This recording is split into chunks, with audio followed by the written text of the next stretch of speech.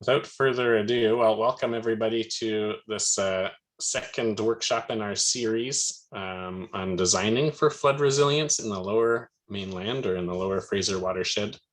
Today's session is on in-stream barriers. But before I do anything else, I want to hand it over to Eddie Gardner to give us a welcome and opening prayer to start us off in a good way.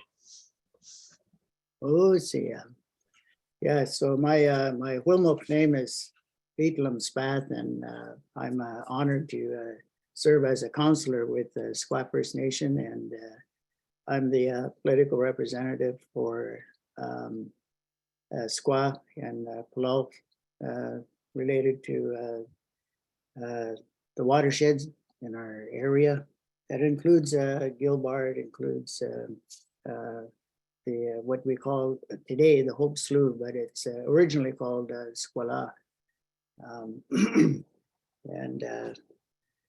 So in our Palau culture and our ways, we like to begin the work in a good way, and that's acknowledging the fact that we all have our ancestors that are always there when we open our hearts and our minds to them.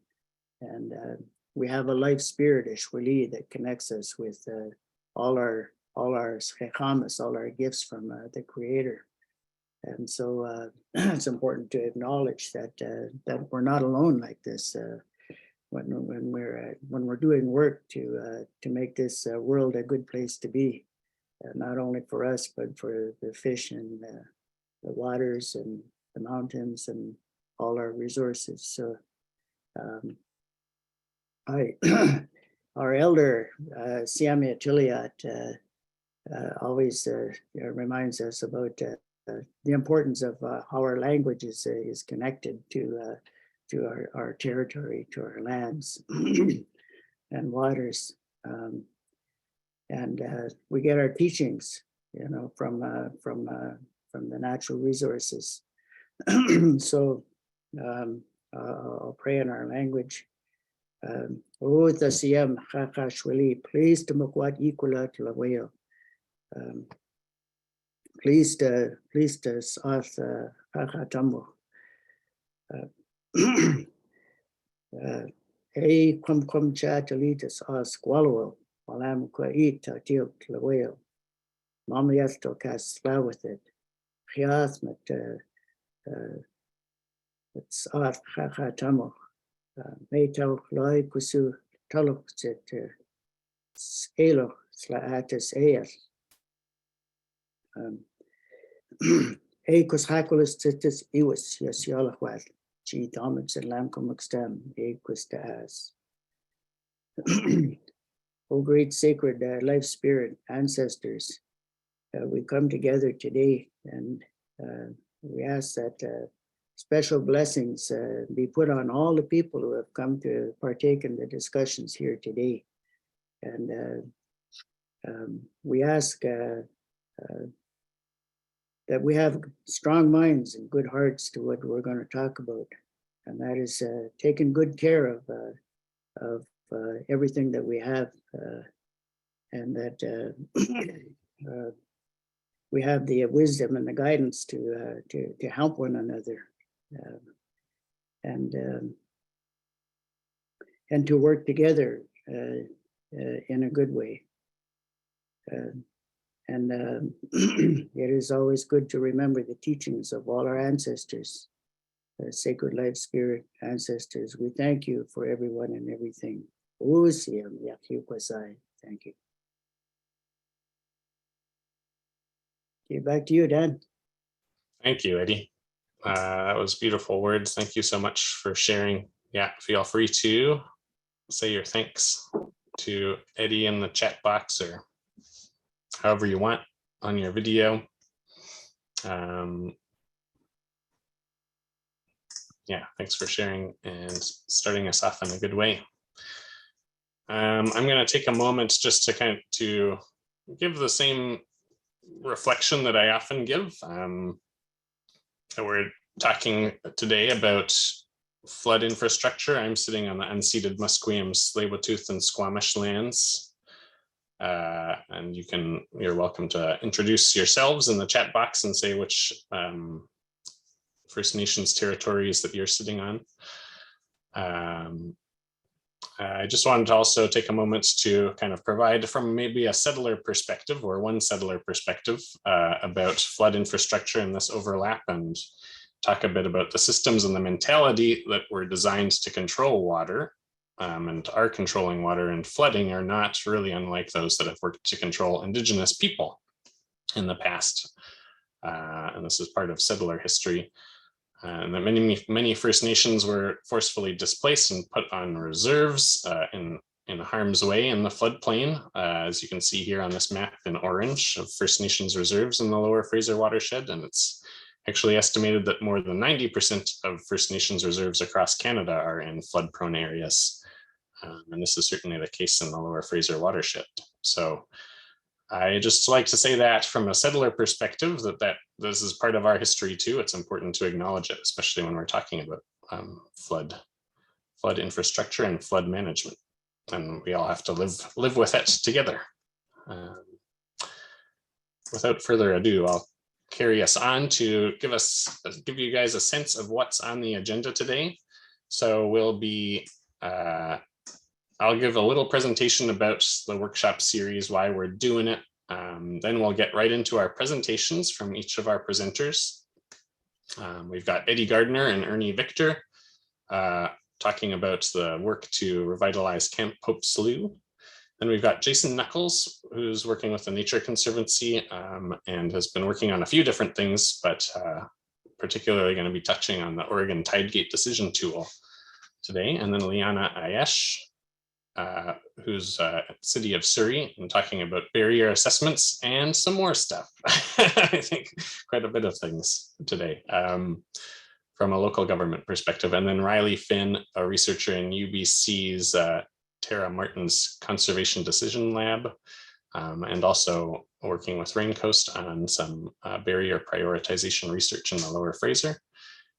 And then we're going to take a little break. That'll take us to probably about 11:10, I think. And then we're going to have a break. And then those that would like to stick around and have fun with a little activity that Riley has prepared for us and that we've worked on together about prioritizing barriers. And we'd really appreciate your joining in on that. It'll be a pretty fun and informative little exercise if you're able to stay and stick around. And then we'll wrap up and move along. So if you feel so obliged, you're welcome to rename yourself and add your organization or pronouns or whatever you feel like doing. You can find your face on the participants tab and do that. I wanted to start by just doing a quick little poll. So let's see how I can do that. I'm going to just whip up the poll here. Launch it. So it's got a couple of questions. The first one, a bit easier, just which sector you're joining from that best describes you. Some of you might overlap both. And then the next question is a multiple choice that you can select as many as you want about which aspects of this workshop or this our workshop today and this theme that you're most interested in. So feel free to select as many as you like. I'm already seeing lots of results fly in here.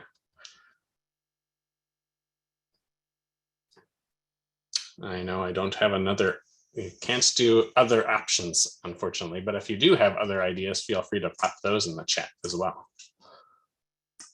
Other things that haven't been mentioned in the aspects that you see there.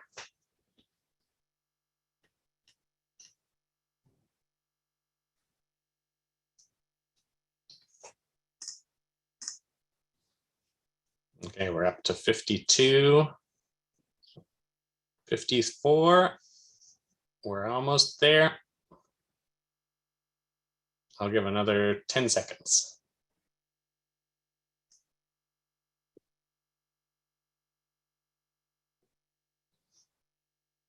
Okay, I'm going to share the results. So now you should all be able to see roughly kind of the breakdown of who's in the room today.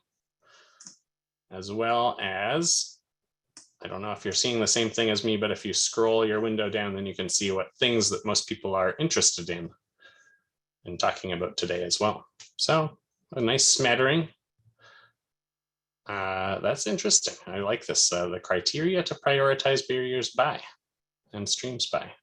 So a lot of people quite interested in what we choose as criteria. That's pretty cool.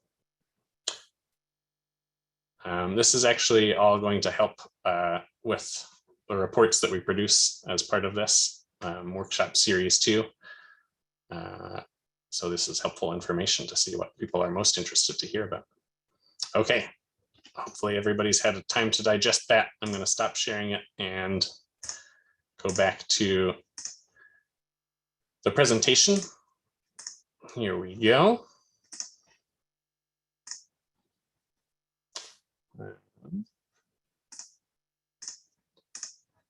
Here we go. Okay.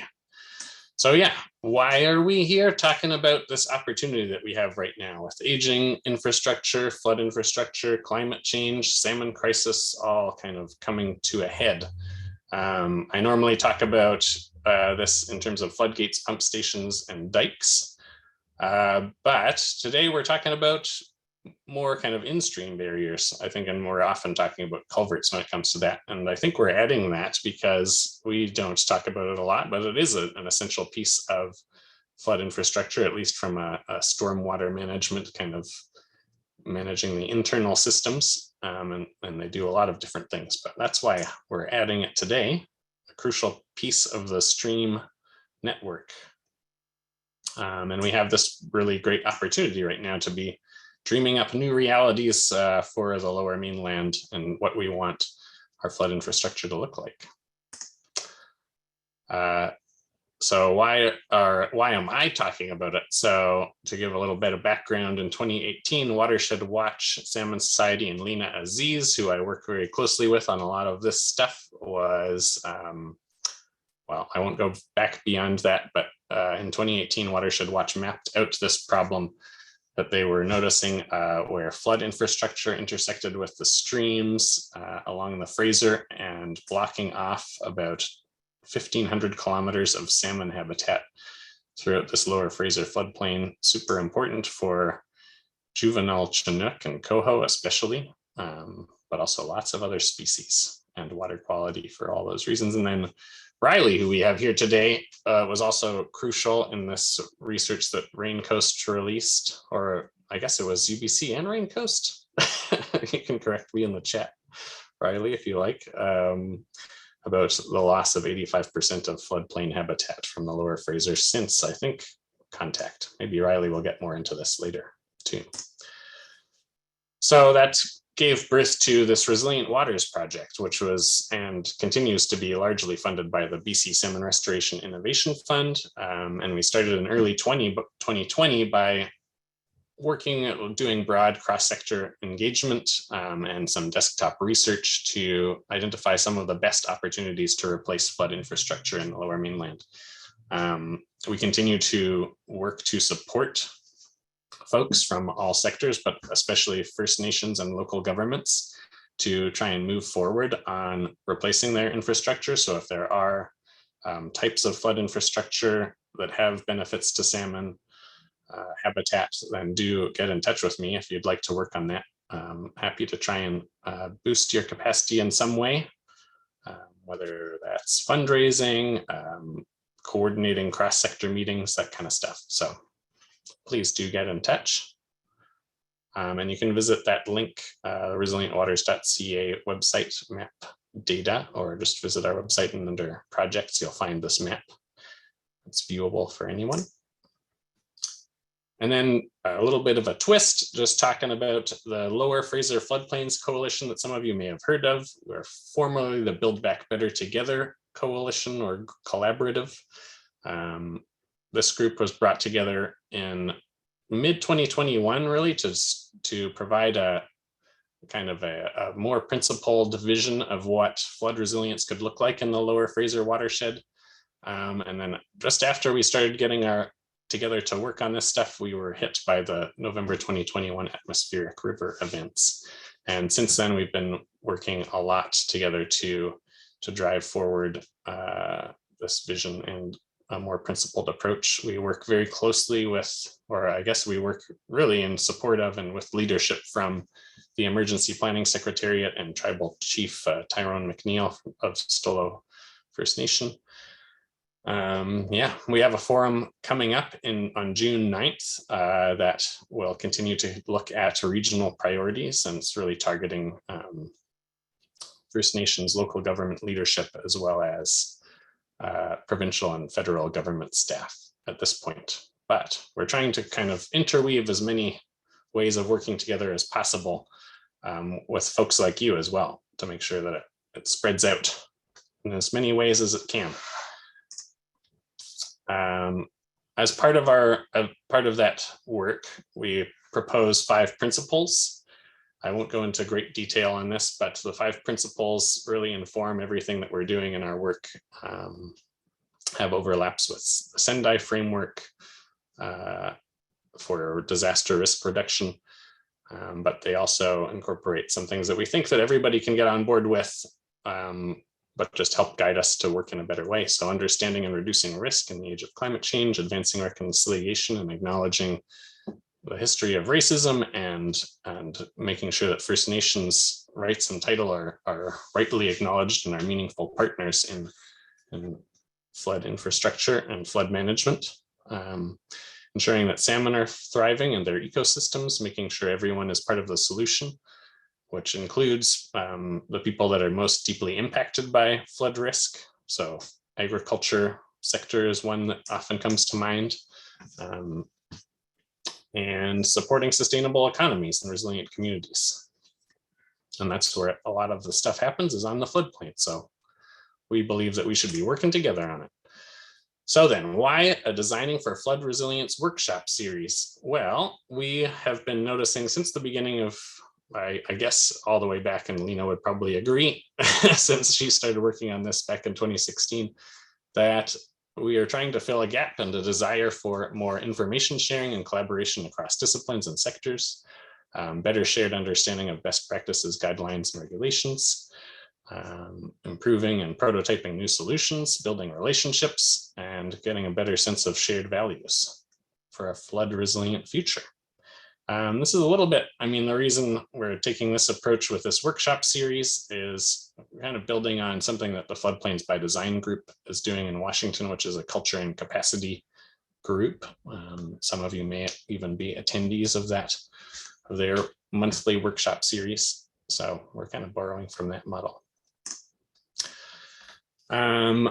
And some of you may have joined for our first workshop, and if you did, thank you very much for all your feedback. Maurizio, who is here with us today, is a UBC sustainability scholar who's been working to synthesize all the information that came out of that workshop, and we'll be working on the information that we get from today. Yeah, it was a longer workshop for sure, and we had a lot of learnings from it. And I think what it really also did is set up this workshop series in a good way.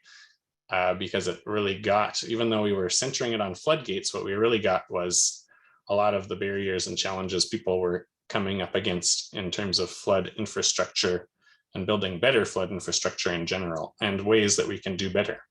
So we've tweaked the how we're going to do it going forward to have a shorter time. Now you're seeing more like 90 minutes to 2 hours. A little more solutions focused presentations from locally and elsewhere. But we'll continue to have a bit of a workshopping component at the end to make sure that we're still kind of feeding in some ideas from and cross-pollinating across the disciplines and jurisdictions. So looking forward to that. Okay, and then I think I kind of already touched on this, but so then why are we talking about in-stream barriers here? As part of the series? Well, it's this prolific piece of infrastructure across the Lower Mainland, thousands of these that block up waterways and are hugely important to ensuring the continuity of these habitats. I think all of you probably know this, so I don't even need to mention. and more of it. But and then if this is a running joke, I guess, if you were here on April 13th, but last time Matt Osler asked me about floodgates. This time Kristen and Riley and Austin from Raincoast asked if we could do in-stream barriers. So there you go. That's how easy it is, folks. Just ask me if you want to do a different kind of theme. Without further ado, I'm going to hand it over to Eddie and Ernie, but I'll give a little, before Eddie gets started, let me just give you a little introduction, Eddie, if that's okay. Sure. So Eddie was born in Hope and is a member and councillor of Skwah First Nation and president of the Wild Salmon Defenders Alliance and actively involved in the revitalization of the Halkomelem language. He's also coordinating the annual wild salmon caravan that travels between the ocean and the headwater spawning grounds, using art and cultural expressions to honor wild salmon as a climate regulator and to promote how essential they are to Indigenous people and to ecosystems upon which we all depend. And Ernie, I'll just say, Ernie told me yesterday he's not into bios. Just put a smiley face up on the screen. So that's what I've done here. And I'll turn it over to you, Eddie and Ernie. Let's see. Thank you very much for that that overview to what's going to happen today. We, as Wilmot, we consider ourselves as salmon people. We're people of the river, and so we treat our salmon as relatives, and it's a very meaningful and profound way to relate to the habitat of our salmon relatives, and how important it is, to honor those teachings that have been passed down to us through since the time of Shwokweham, the distant past, when everything was in chaos, and and we had our great transformers move through our territory and left teachings in the landscape about how we need to live together in a good way, how we need to take care of everything that we have in our territory here. And so those teachings that were left behind in that distant past are just as relevant as they are today. So when we move through our territory, we're reminded about how we need to work together in a collaborative way with each other, and a collaborative way with ecosystem services as we describe them today. I just want to give a shout out to all our relatives along the river, and Kwantlen First Nation, all the other communities. We consider them as our relatives, because they're related to our salmon relatives as well. But we have family connections all through our territory. And in Kwantlen territory, I just want to give a shout out to all the people who are trying to save the wetlands, the West Creek wetlands that are being threatened now by industrial development, and we need a collective effort to prevent that from happening down there.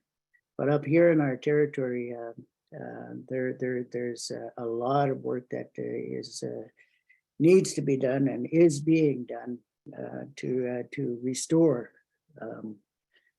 our watersheds here.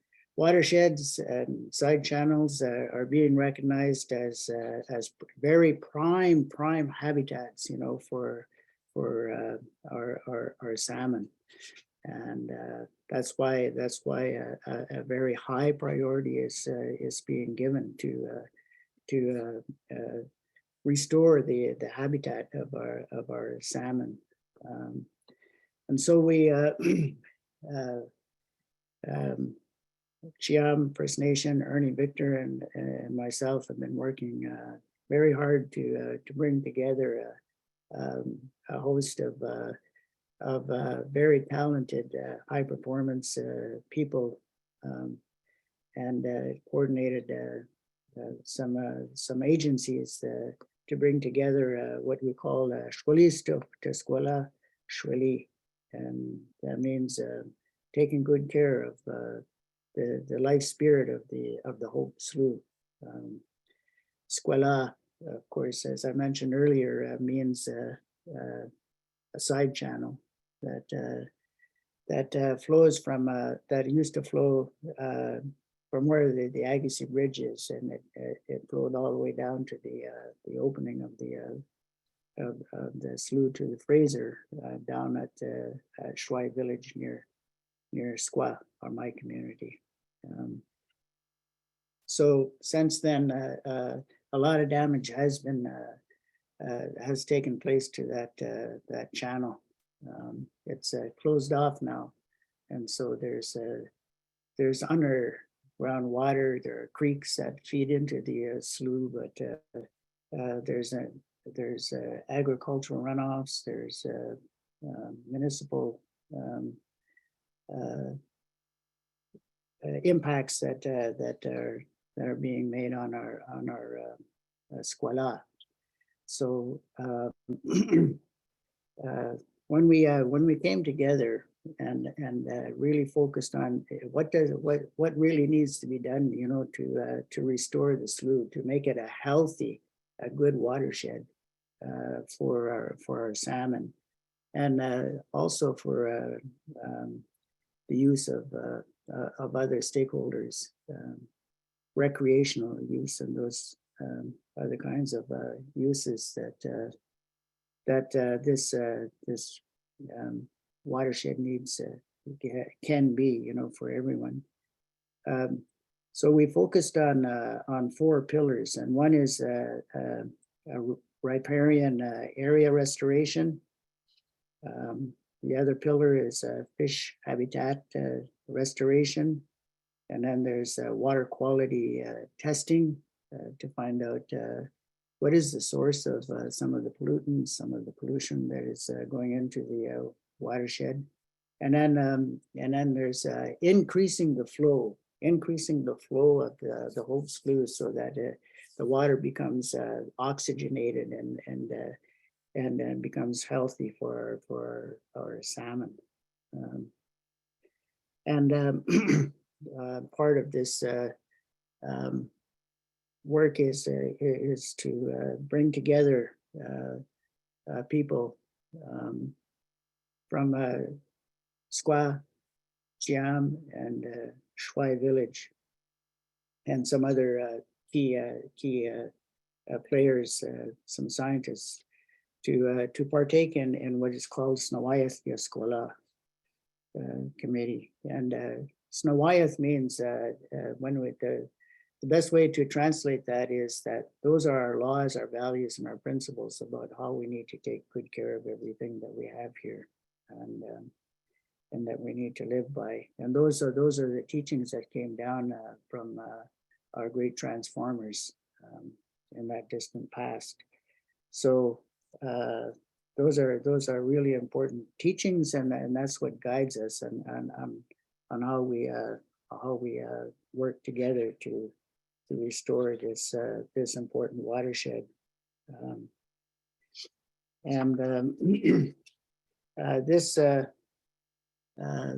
This project engages a number of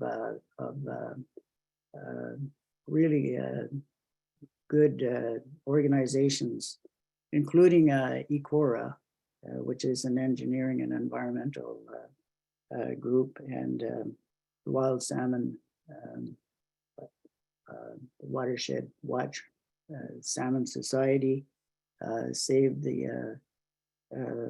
Our Slough, Save Our Skwah group, a number of volunteers that are active, and are very helpful, in volunteering their work. And when we secured and marshaled the resources to do this work, we're taking a holistic approach to this project. And that means we need to coordinate with other projects that are happening in our area. One of them is a major dike project, which is going to be constructed to protect us from floods, protect the city, Skwah and SHaRP village. And so the dike will be built so that it crosses from Island 22 across the Hope Slough near the SHaRP village site. And we want to make sure that the floodgate there is fish friendly. And so environmental impact studies are underway. We're looking at what kind of impact would this have on species at risk as well. And then there's what is called a wing dike project, and we know that the Fraser Valley is like a dike alley, using a lot of riprap, and the power and the force of the Fraser just has destroyed the dike that goes along Island 22. It's called a wing dike, and much of the riprap has moved further downstream. And during high water time, the water flows into a forested area and makes its way into the slough, and then from there it goes back into the Fraser. So we have a project that would create a really nice eddy, a resting place for the salmon, and the have a really nice habitat there for our sturgeon. And as the water moves into the forested area, it becomes a nursery. It becomes a spawning place for the young ones to grow and go out into the big water and renew its cycles. So the other project is a sedimentation accumulation that happened at the confluence of the Hope Slough and the Fraser River at the SHaRP village site. So we're working with the task force to plan for removal of that sediment, and as we coordinate the increase of the flow of the Skwah, hopefully the sediment will continue to move out of the Hope Slough and make sure that the Hope Slough is a good habitat for our salmon. So we really enjoy the fact that we have this collaborative approach that includes the city of Chilliwack. It includes those other agencies I mentioned, and our three First Nations. It is an Indigenous-led, as people would like to call it. It's a Paloth-led project, and we when I saw the 5 principles which you outlined there, it made me happy to see that, because as you looked at the whole map, we're on all the cities and villages, and they're on unceded territory of the Coast Salish people, and so we want to assert, our Indigenous rights and title to our territories, and now that we share this territory, there's a shared responsibility that we all need to take, to make sure that what we have left, can be restored and become healthy. for not only our benefit, but for the benefit of future generations. So I think I talked enough. I think I'll hand it over to Ernie Victor, who is a champion of our salmon and our water systems here in our territory. He's steeped in the culture and the values of our people and our culture, and has been so active in salmon habitat fishing and watches over the water, just like our mother mountain, Sweetlake. She watches over the salmon people in the river, and he carries that spirit, you know, in a really profound way. So I'll hand it over to my good friend and colleague, Ernie Victor, to speak some more about our project. Oh, see ya. Just it was funny in the beginning of our project. Everything Ed just said, I was promoting in our proposal and our planning. It's something we've been working on for a long time with a number of partners. But the one thing Eddie started off talking about was the capacity building and the building of our young people, and having space and the work we do to include, you know, little shadows that follow us and learn from us as professionals, and reinstilling something that's natural to their selves, and when they realize, you know, how to articulate what they're feeling into English and into through a science perspective, it makes them a lot more whole. And talking about the young people, you know, we do have lawyers and doctors and nurses and all this other stuff. What we're short of in our community is environmental scientists, environmental engineers, people who love water. And so my only thing here is, you know, if you do have a chance to bring in someone young, especially young, you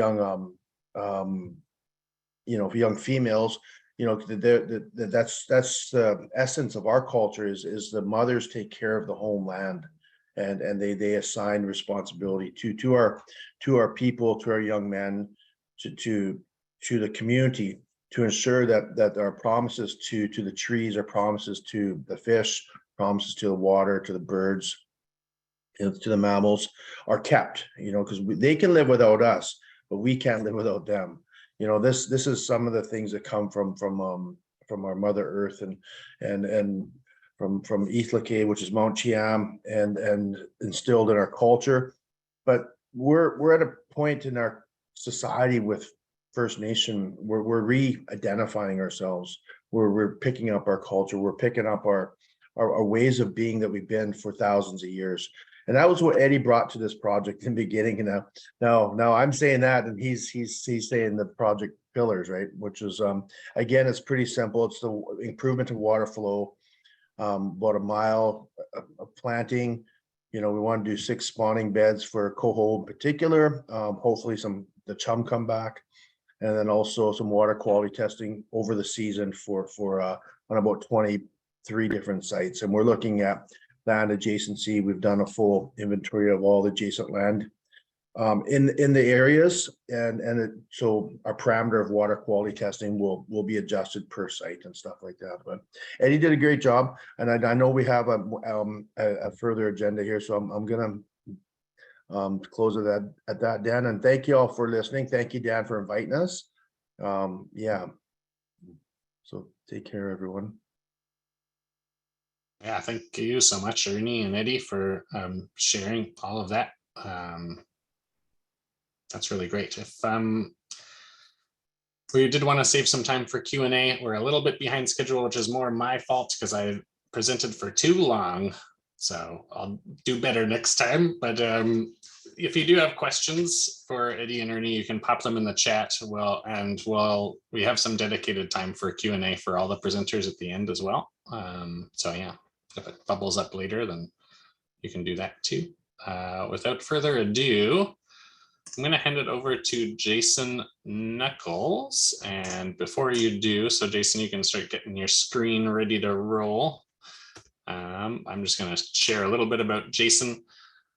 So he leads the Nature Conservancy's freshwater and coastal programs and creating and implementing effective strategies for conservation of in-stream floodplain, wetland, and estuary habitats. For the last few years, he's led TNC's Oregon chapter on all things tide gates. This includes creating an inventory of tide gates in all 22 major estuaries, developing a decision support tool to optimize tide gate replacement, and being in a technical role on multiple tide gate replacement projects along the coast. So without further ado, Jason, you're welcome to share your screen and get rolling. Great. Thank you, Dan. Is everybody seeing PowerPoint presentation? Yep. Yep. Good. Thank you. Thank you. I appreciate the introduction there, Dan, and I appreciate everybody allowing me to spend some time with you today and present some of the work that we've been doing down here in the Oregon coastline. I would say over the last decade or so, work in our estuaries and our tidally influenced wetlands on the Oregon coast has really ramped up a bit. There's more research happening, there's more conservation happening, and more protection of lands, just more innovation in the wetlands, and more recognition of those traditional knowledges and the traditional peoples that manage the landscape on the Oregon coast. What I'm going to share with you today is a collaboration amongst many, many partners in Oregon, including an Oregon Tide Gate partnership that was developed about 4 or 5 years ago. Includes at least 60 organizations and individuals kind of focused on these fish passage barriers and such. And obviously, many people put a lot of effort into this work. I can't name them all, but I do want to give a shout out to Dr. Guillermo Giannicos on the call here today. Guillermo is one of the foundational scientists on the Oregon coastline, and this body of work builds on the shoulders of giants, so to speak. So he is one of those giants. Let's see. I always start off presentations with the background, why estuaries are so important, the impacts that they have across our landscapes and stuff. I don't think we need to do that here today. I don't have to convince anyone on this call of the importance culturally, commercially, ecologically, biological diversity, everything, and recreationally, everything that these estuaries bring to play. But I still love this slide, so I left it in there. That's all.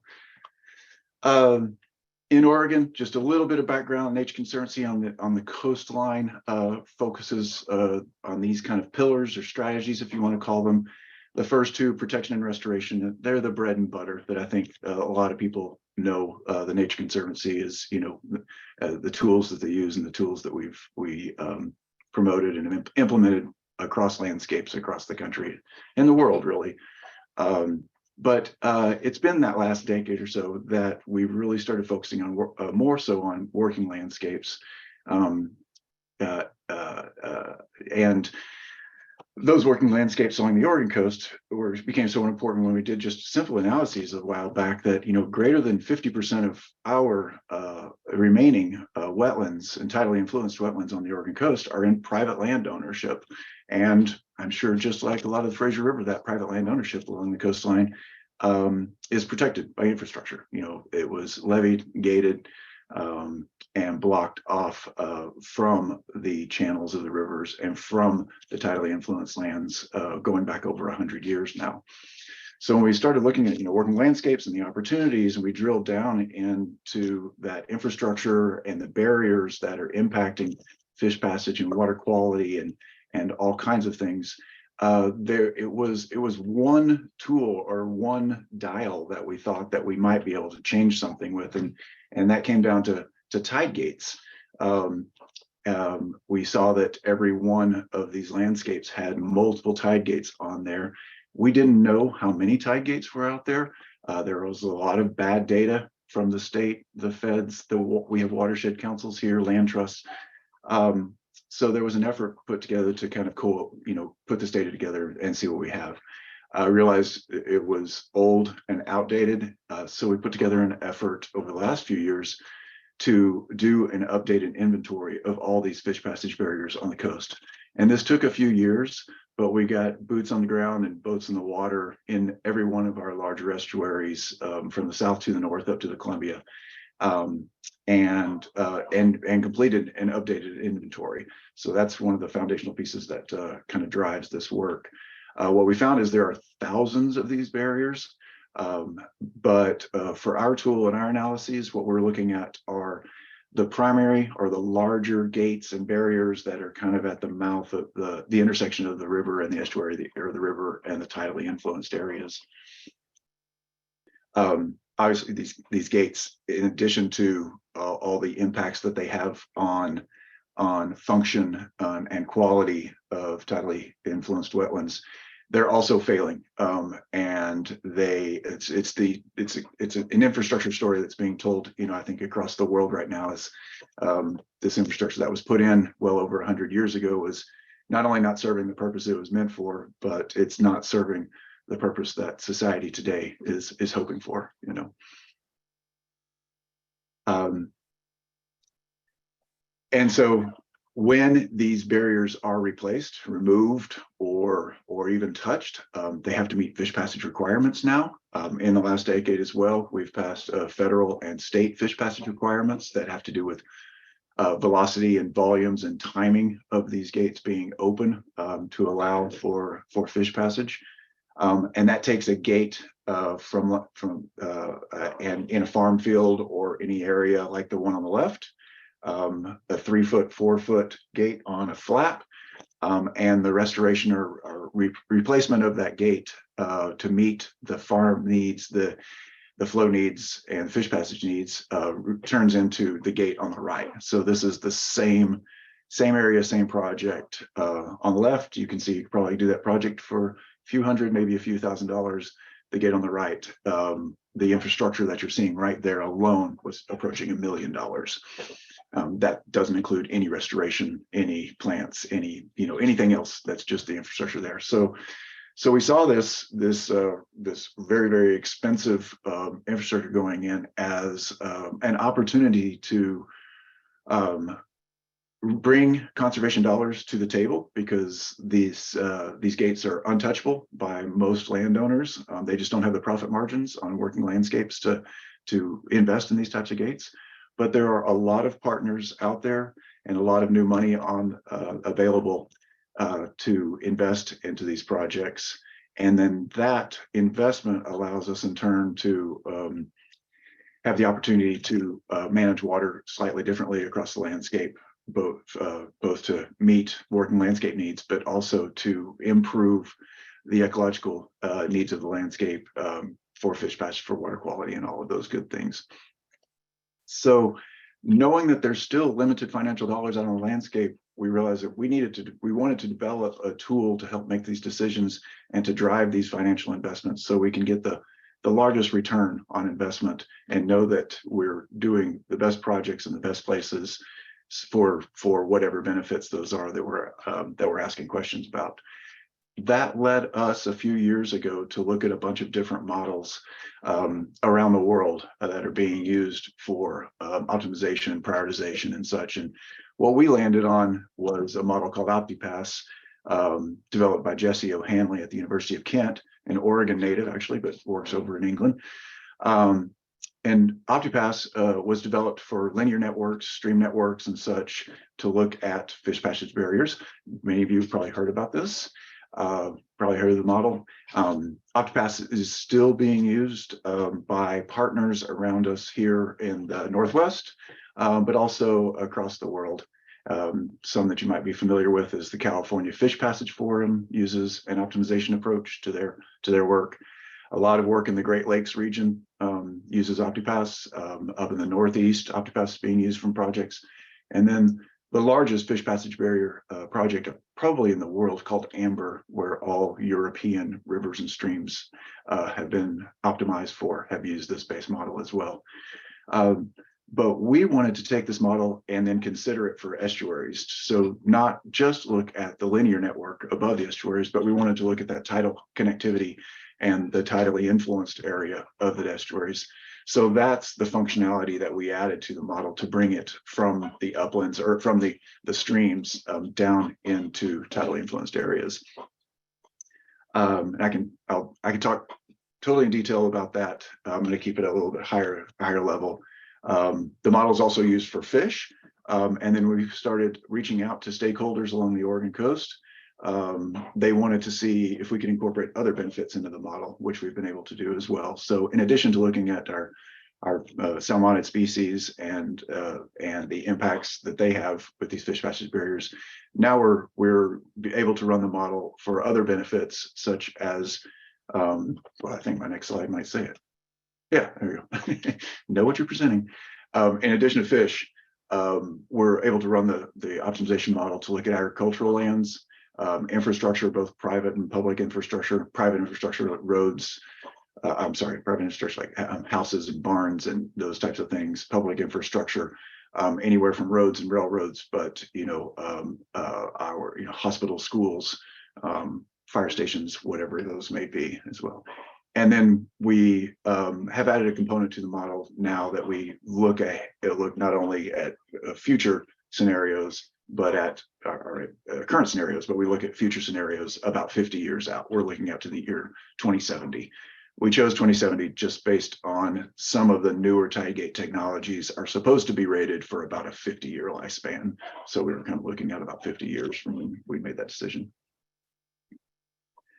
When we developed the model, it was very, very important to us to choose data that was publicly available. We didn't want to create any new data. And then we were always thinking about exporting this model or developing it for the greater West Coast.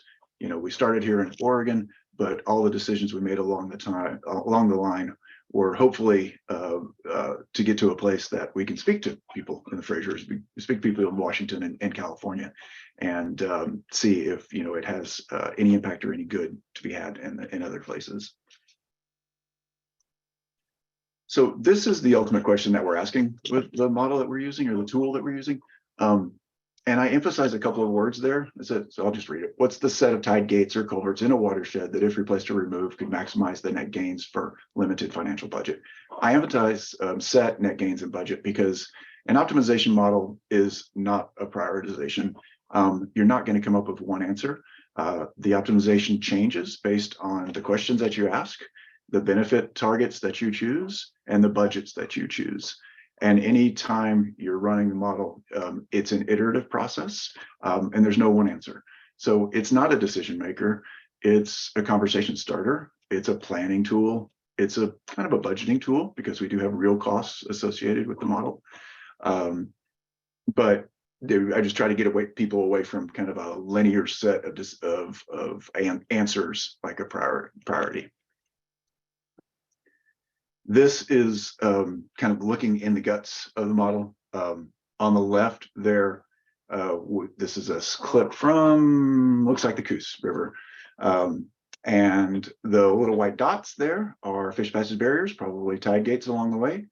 The white lines of those little dots are the watersheds that we built out, or the mini watersheds that are affected by the tide gate itself.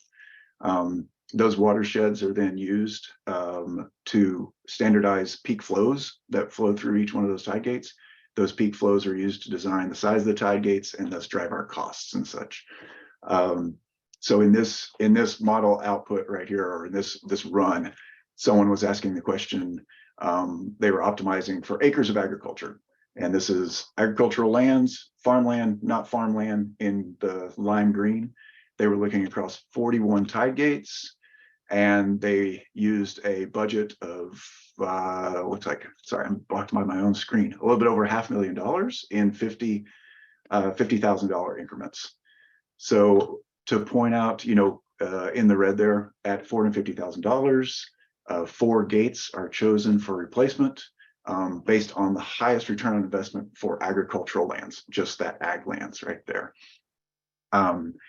Also to point out there is that just because a gate shows up as a priority gate or one that should be looked at one budget level, it might drop out at another budget level because of the benefits associated with other gates and such. So not static, another way of saying that.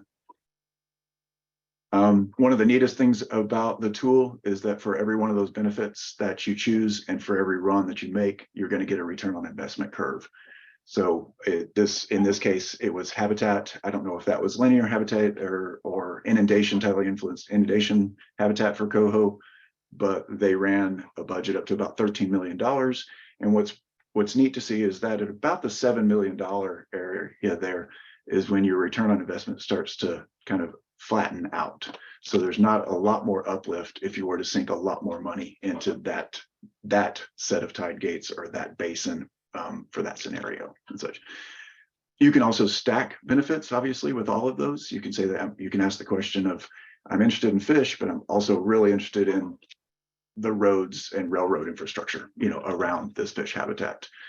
Then you can weight those benefits too, if you'd like to, one heavier or one slightly less than another. But in every one of the model outputs, you'll get a return on investment in addition to the gates that you could kind of focus on.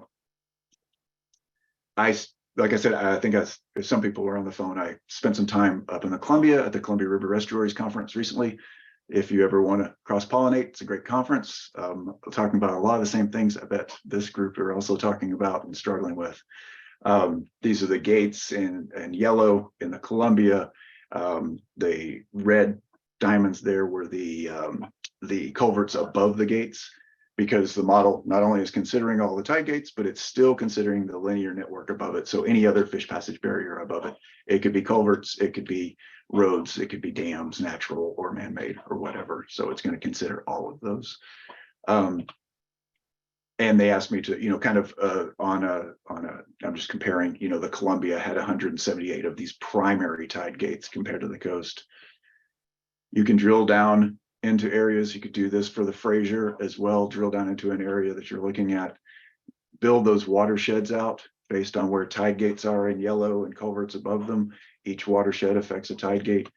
And then we could ask questions around whatever benefit target you're looking at. So in this case, it was fish. Sorry, once again, my people view is over everything else. The light blue is the inundation area and the stream miles above each one of those gates. Another run would be for agriculture. Those would be the farmlands that are shown in the green dots there. It's kind of hard to see, but there are some red building footprints, probably private building footprints that are associated with the farmlands. And then there are some, we might be able to find a purple diamond, purple star on there for public use infrastructure in the area. So just an example of what this looks like on the landscape and how it's being used. The Columbia also asked me to, run summaries of each one of these benefits across the Columbia compared to the coast. Too many numbers on this. You're not supposed to take anything away from this other than, these are the types of outputs that you could get or the stats that you could get from running this.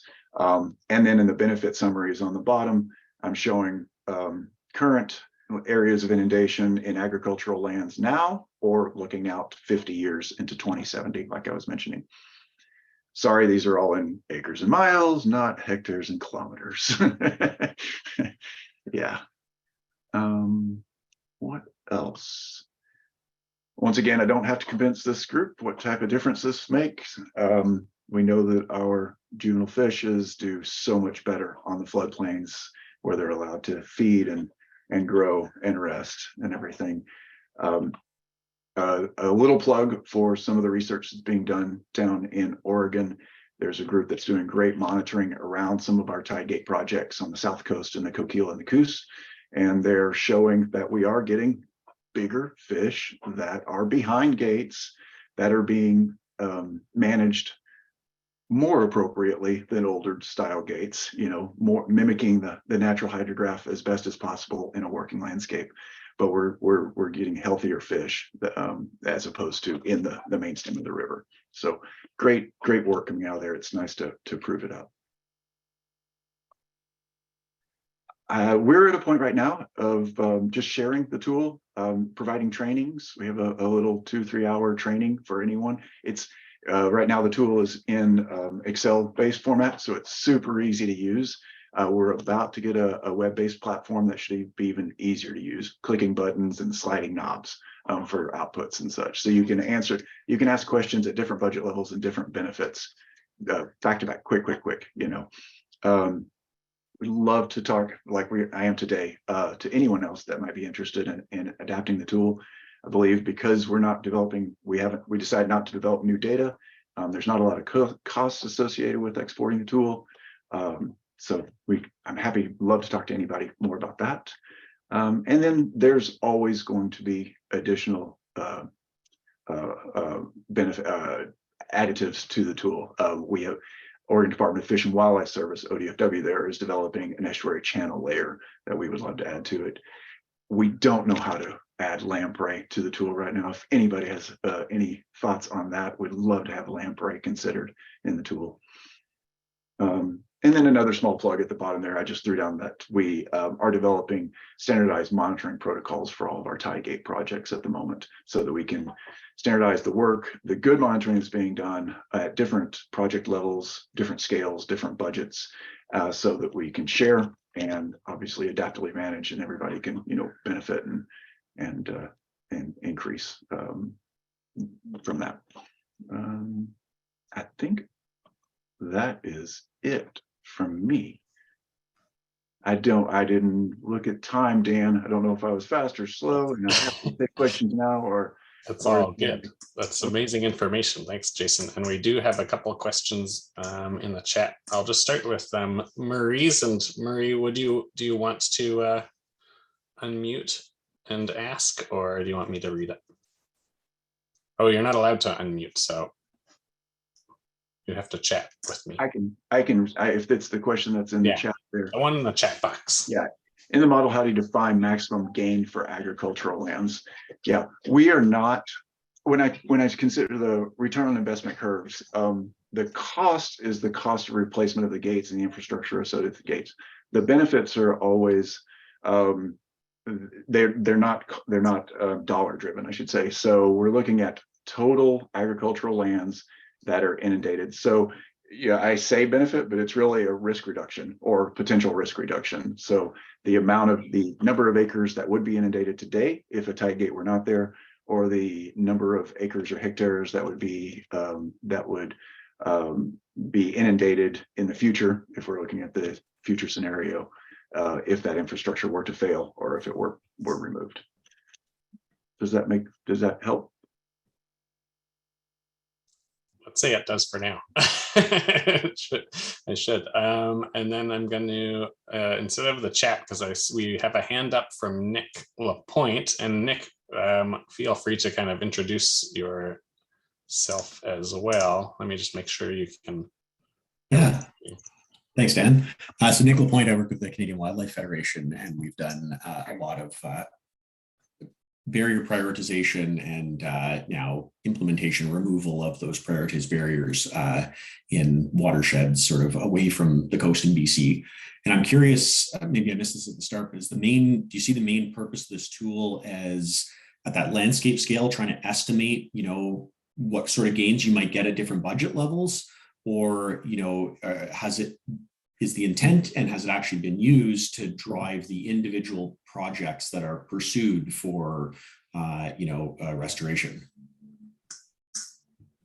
Yes, it is. Sorry, to answer those. Maybe I'll ask it backwards, or answer it backwards. The second half was, has it been used to drive those decisions? Yes. In fact, our state agency that funds a lot of this work is the Oregon's Watershed Enhancement Board, OWEB. An OWEB today is now asking any type of fish patches barrier tide gate project on the coast to run this tool and to at least consider the analyses and consider the sets of answers that are provided by it. So we have funding agencies that are adopting it right now. We've shared out with NOAA proposals to NOAA the results of model runs, and how these different projects have fallen out there, and then around parameters used to define fish habitat. It's really just the potential stream miles above the barriers by species type, and that data is taken from our state agencies, Department of Forestry, Department of Fish and Wildlife Service. And then the area of potential off-channel tidal inundation that each one of juveniles could use. So we're looking at inundation area, off-channel, and then stream miles above it as two different metrics that can be combined or run separately for benefits to each one of the species. Well, yeah, that makes sense. I think what I was going to comment on was on the sort of optimization prioritization side. We found that a challenge with estimating costs, and Betty has pointed this out, is that the structures, their costs vary widely, even for Forest Service Road culverts, and the variance tends to be resolved at the design stage. So once you have designs commissioned, you have a lot more certainty about the costs. And so it'd be hard to optimize across a landscape unless you had designs done for all the barriers, and then you could optimize to some extent. So I like that idea, though, that on an individual barrier, if you have all this information, you can help use the tool to make the case for that one barrier once you're at that stage. The other side of it, in terms of estimating costs, I think we approach this thinking that maybe we would then try to pursue funding to remove all those barriers. But in the Horsefly River, for instance, we have to date 17 priority barriers. We've gotten funding to remove one, and the owners of the barriers or partners that aren't fundraising, through grants or allocations like that, are poised to remove, I think, 8 others. And so it's less about us having the budget to do it and more about sort of working with the owners to find, individual solutions to some extent. So I love the utility of estimating the overall landscape scale benefit at different budget levels. That's excellent. I like the utility of evaluating and making the case for an individual project once you're at that stage. But I see challenges in the intermediate in using it to pick projects that you dive into, because ROI is one, but having a willing partner or an infrastructure that's ready to be replaced is as much a driver as any other. I totally agree. I think majority of people on the call probably know this, but we can't emphasize it enough. Willing landowners, willing project partners still drive projects, and teams and people drive projects, not prioritization or optimization for the most part. We spend a cool tool. We spent a lot of time on the cost piece of it, which is very, very challenging. We're unluckily, I don't know what you want to say, is that most of our tide gate barrier replacements that are happening in Oregon are driven by one company and one type of muted tidal regulator that's going in. So we had a good set of real world costs to use there. And then in the end, we ended up binning costs so that we're not looking at specific dollar amounts. We're looking at kind of it's more than this, but you consider a high, medium, low cost for projects, so that when we are running an optimization, the rankings are relative to one another. They're not. When I said using this for a planning and budgeting tool, I should say a relative budgeting tool. Is this a Tesla or is it my bicycle? Kind of approach. But thanks for those comments, Nick. Thanks, Nick. You guys have been working on that a lot, so definitely we'll revisit this subject in the future too, and make sure you guys have a chance to share all of the learnings you've been having. Thanks very much, Jason. That was awesome. We're going to pass it along to Liana. So Liana, if you want to get your share screen ready, and I'll just give a little introduction while we do that. So Liana is an environmental technologist with the City of Surrey's Engineering Department and the manager of the Salmon Habitat Restoration Program, and has been working in the field of habitat enhancement for over 20 years. Through her role in the city, is involved in several water quality monitoring improvement initiatives and supports the city's habitat compensation monitoring programs. Great. Over to you, Liana. Perfect. Thanks, Dan. Can everybody hear me okay? Yep. I'm off mute. It's always the first question. Yeah, so I'm really happy to be presenting today. It's going to be a short and quick slide presentation. It was really interesting to get the ask from Dan to come to talk about this today, because we're looking at in-stream barrier removals. So pretty much as Dan started off with, I'm here because he asked me to.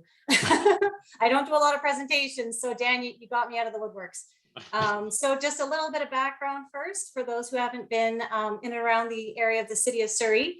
It's a quite large land base, and we have over 1,400 kilometers of streams within the city of Surrey, and that's because the city maintained an open drainage policy in the early 1990s as the city was developing more and more. So within this 1,400 kilometers of watercourses, it encompasses several watersheds as well too. We have the Little Campbell River watershed system down in the south. In the center of the city, we have the Nuckols and Serpentine River systems, and bordering the north of the city, we have the Fraser River system. And everything drains to the southeast to the Mud Bay and Semiahmoo Bay regions as well too. So we have a lot of variety of habitat within the city as well, from lowland floodplains to more smaller tributary systems to tributaries that flow directly to the Fraser River. What you're seeing on the map here is a planning tool that the city also created in the early 1990s, and it was developed as a planning tool for our operations crews so that they could easily kind of indicate which streams could likely have fish present and where work shouldn't be occurring in those streams. So it was color coded like a stoplight, red, yellow, green. So on this map, it's quite difficult to see the yellow and green. I understand it's quite small resolution because the city's size. But I really want you to take away just all of the red coded streams, the fish bearing streams on this map. So it traverses throughout the city. So it really, begged us to really look into how do we prioritize work within all of these streams and all these varieties of habitats that support so many salmon and trout species. So looking at, sorry, I just got my bar at the top here. I don't know if I can move that. Looking at some of the responsibilities that we have in the city within a local government, we have a lot of responsibilities to provide flow conveyance as well as protection of water quality in riparian areas. But also with having so many open water courses throughout the city, this also has some liabilities and risks that the city has to manage as well too. These water courses are natural moving systems for most locations. They're not all channelized. We have large ravines, we have meandering channels, braiding channels, as well as all of the animals that move in. We frequently have beavers moving into our river systems and moving the system around, creating beaver ponding and that sort of thing. So it was very important for the city to have wide setbacks to protect our streamside areas.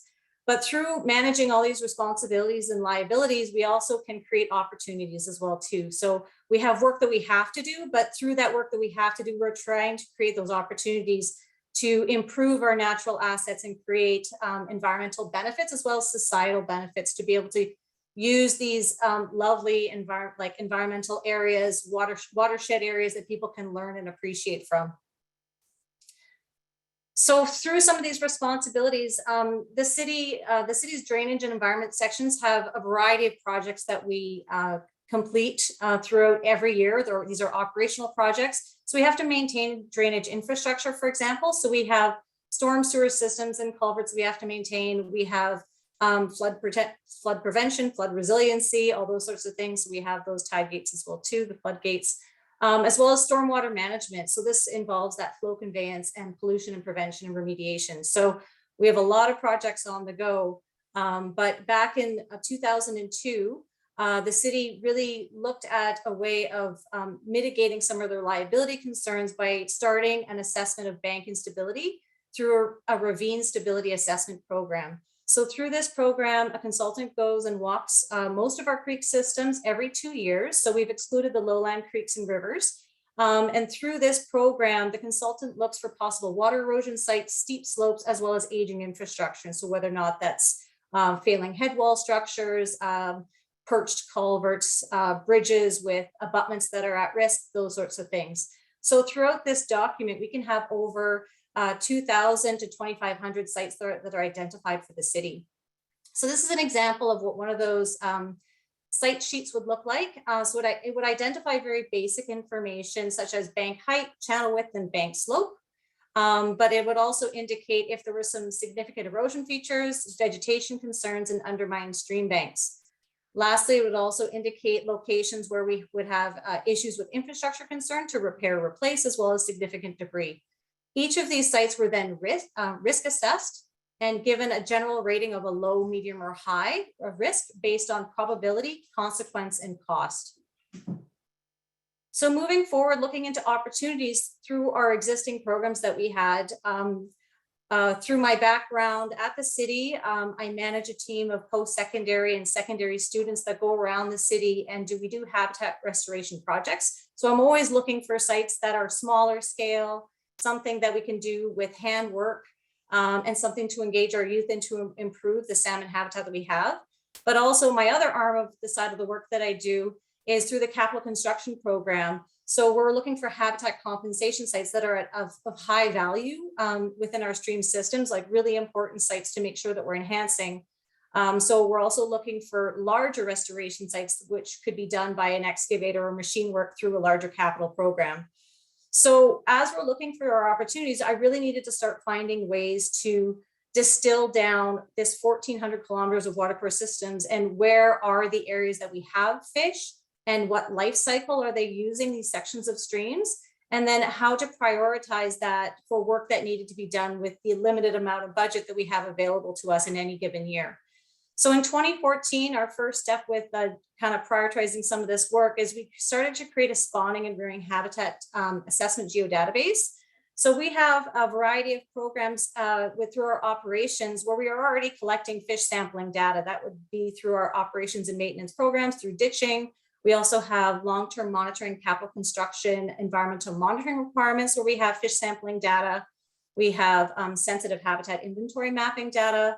So we started to pool all this information together into one geodatabase. So we can start trying to correlate some habitats where we may need to also get some supplemental sampling information done.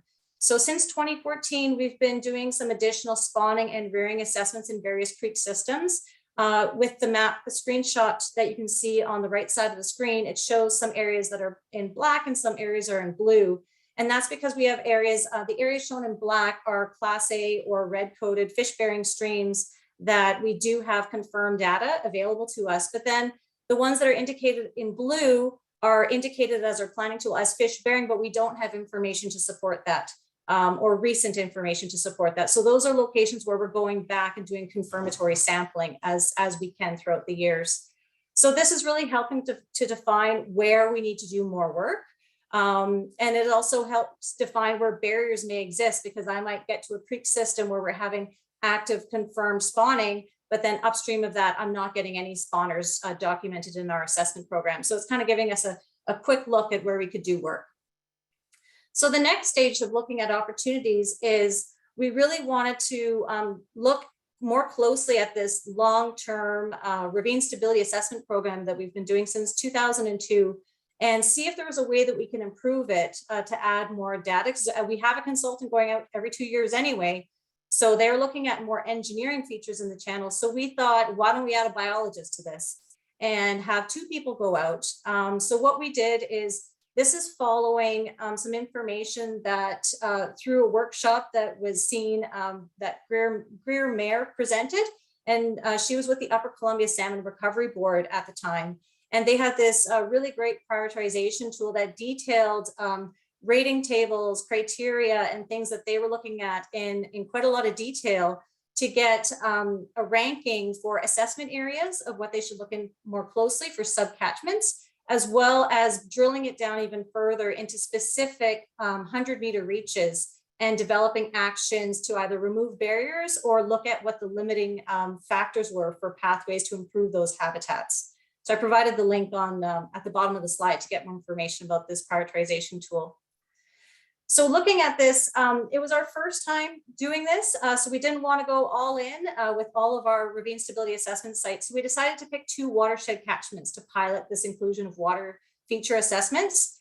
The Upper Columbia prioritization strategy really indicated a lot of linkages between some watercourse features and habitat function for various life stages. So they had a very large list, and we couldn't do all those things because we really tried to not hinder the engineer walking the channel as the biologist tried to do a lot of detailed work. And then vice versa, we wanted to make sure the biologists had enough time to assess reaches with enough rigor that we could get data to help us. So some of the ones that we're testing out for our first couple pilot sites is looking more closely at some of the substrates, pool habitat, in-stream woody debris frequency, as well as undercut bank frequency or amounts within reaches, off-channel habitat, and any anthropogenic debris. Actual barriers within the channels were already included within the engineering scope of the ravine stability assessment, so that piece is already being captured. So for the 2 pilot watersheds, we decided to look at the Highland Creek watershed, which is highlighted in the large scale city map on the right, and then in closer detail on the left. And so we decided to select this one because it has a lot of salmon and trout activities, spawning and rearing. We have it through, I would say, about 80% of the catchment. We have active spawning habitat with coho and chum salmon. And what's interesting about this area is that for many years, it's been single family developments, and it's currently undergoing a lot of redevelopment for townhouses. So there's a lot of densification occurring, which is causing a lot of urban impacts to this watershed, or potential urban impacts as change happens over time. It's also one of our creek systems that has the oldest integrated stormwater management plan. So we were really been focusing a lot of attention with rearing and spawning assessments, as well as that's why we want to focus on the channel functionality as well too. For our second pilot site, we decided to select the Bolivar Creek watershed, which is a tributary directly to the Fraser River. And what's interesting about this one is that the headwater areas comes directly from where Surrey City Hall is and Surrey Center area. So we have some more commercial, light industrial headwater flows, and then it traverses down a rather steep slope and goes directly to the Fraser River. So this one, we have a lot of documented rearing habitat, about a third way up into the catchment coming from the Fraser River. But then after that, we have limited information, and there's evidence of a lot of erosion occurring within this channel. So we really wanted to use this one as an opportunity to see where those barriers may be for spawners trying to move upstream, as well as where the rearing habitat capacity changes for the fish trying to utilize the system. So as I mentioned, this is somewhat new for us. So we're just coming into these pilot watershed assessments, and they're getting finished this month. So I would love to be able to share some data, but I don't have any yet. Do we know what we're going to be getting from these results? Not yet. So with it being a pilot, we may feel that we have hit the mark with all the criteria that we're hoping to capture. We may feel we may have missed a couple, which is why we only started with 2 watersheds at this point, and we're going to add more over time as we continue this program. So once I get the data, my work's going to be to see if we can correlate information from our spawning and rearing geodatabase to some of these watercourse attributes that are coming from this new assessment that we're doing. And we hope to see where there might be some clear barriers that need to be removed, or as well what some of the limiting factors may be for the life cycle stages trying to utilize those channel systems. So it's a bit of a beginning and to be continued. So I look forward to chatting with you more maybe in a future session. And back to you, Dan. Very cool, Liana. I'm really curious if there's other local government folks that would be interested in taking on this kind of modified assessment process. But okay, we've got a couple of questions in the chat here. One from Alice Cookton from EGBC, asking who conducts the risk assessment? Was it the city or the consultants? It's the consultant. Yeah. So we go out to BC bid, and a consultant gets selected for the program. Nice. And then one from Betty, the map you showed of the known and expected spawning locations, is this based solely on observation, or is there modeling component as well? Right now, it's based on observations. So a lot of the active confirmed channels are ones we have reports on where there's been active fish sampling. We also have a couple sites where we've done some eDNA sampling as well too, to try to get some further confirmations, even if our minnow traps aren't getting results. But we have not done any modeling as yet. Nice.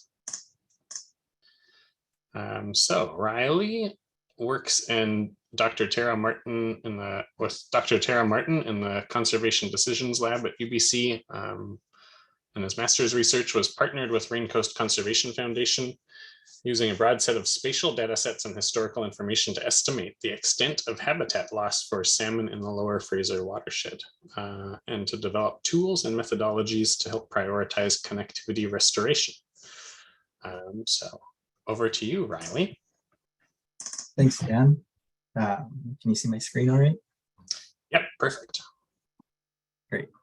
Yeah, so I'm going to be talking today about some of the research I did my master's, looking at using systematic conservation planning to inform restoration of freshwater habitat for salmon connectivity throughout the Lower Fraser.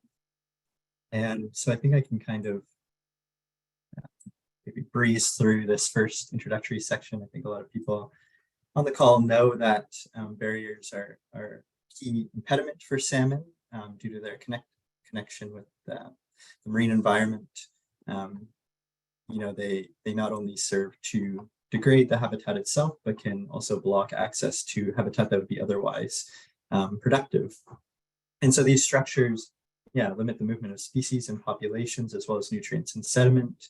And these structures are generally increasing throughout the world, and locally as well. And so in the Lower Fraser, I just kind of wanted to go over kind of the variety of structures that might limit salmon movement. And so there are kind of a high diversity of salmonids in the Lower Fraser, which makes it particularly important for this issue. And so there are multiple culverts that can become hanging, like the one shown here. There is a fairly extensive system of floodgates and tide gates as well. And so these structures are essentially built to limit the Fraser freshet from backwatering up tributaries and behind the diking system. And so these doors are meant to be closed when the Fraser water level is high, but they can often remain closed and keep salmon from entering those tributaries as well.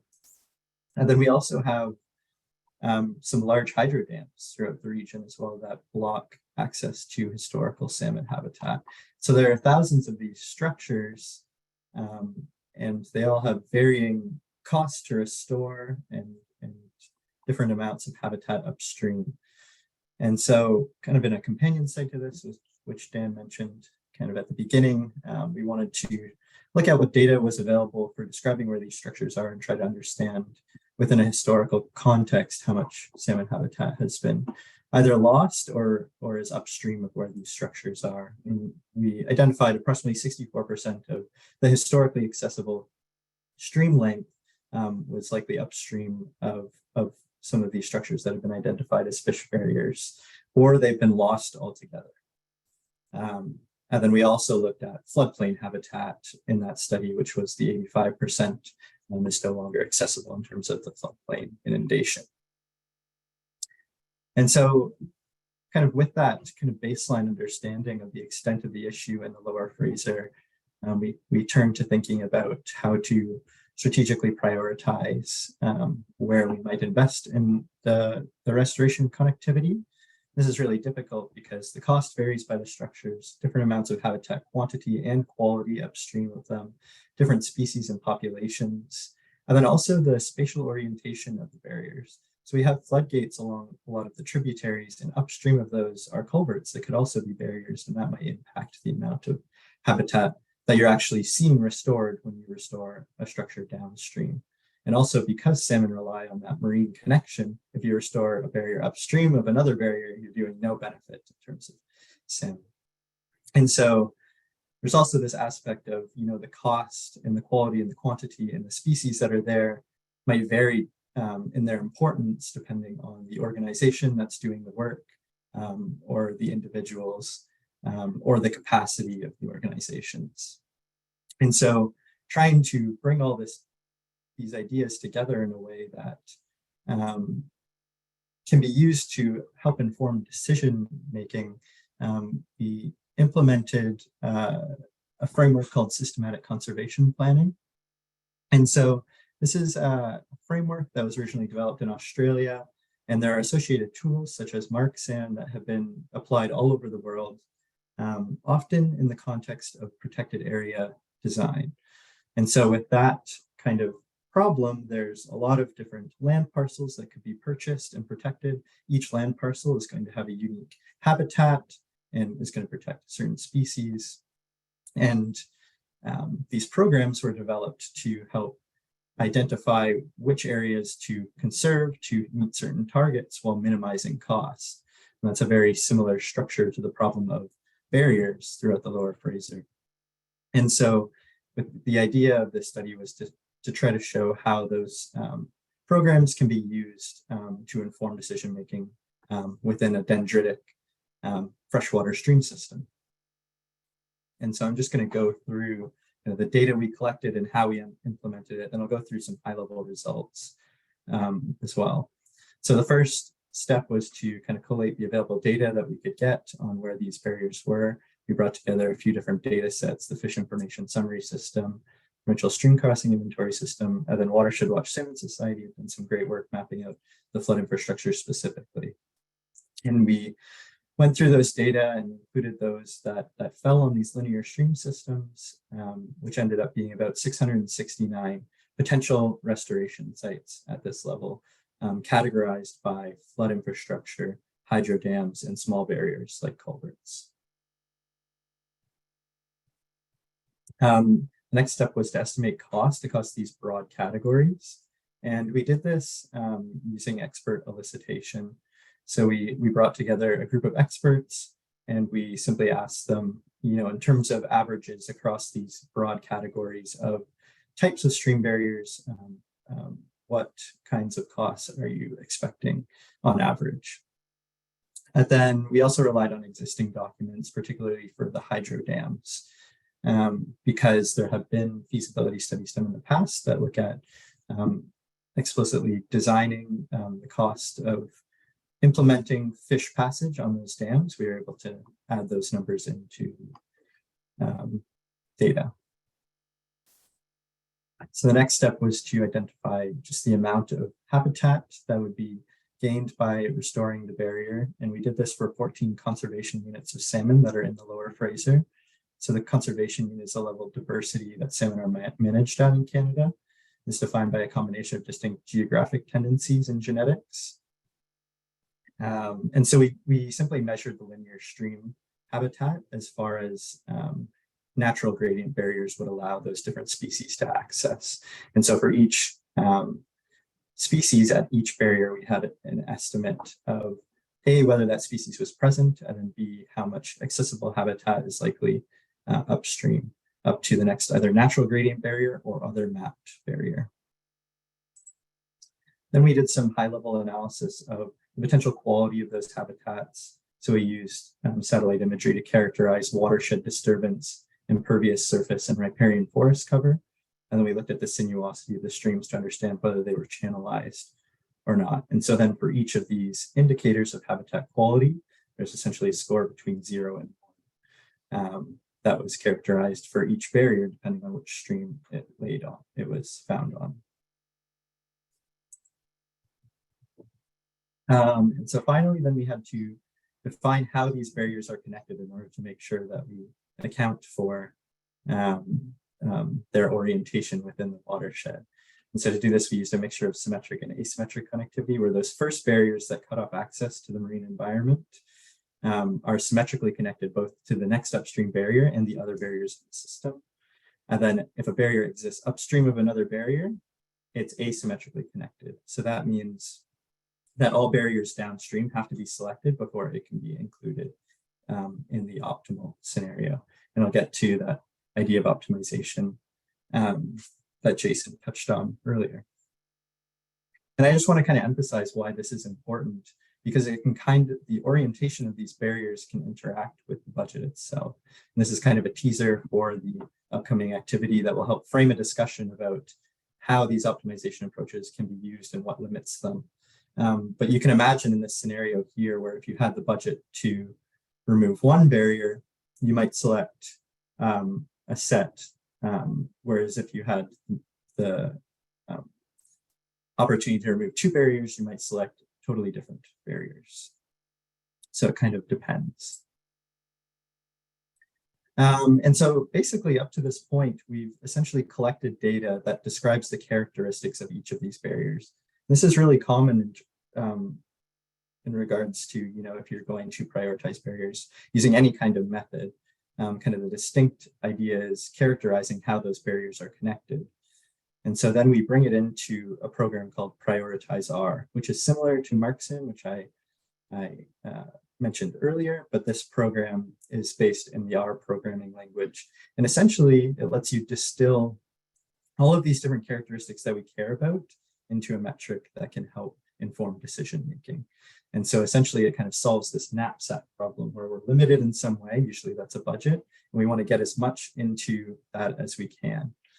And so we developed a few scenarios to look at how priorities change depending on what you prioritize for. So we looked at just the amount of habitat, then we added in those indicators of habitat quality, and then we added weights to those indicators of habitat quality to see how they changed.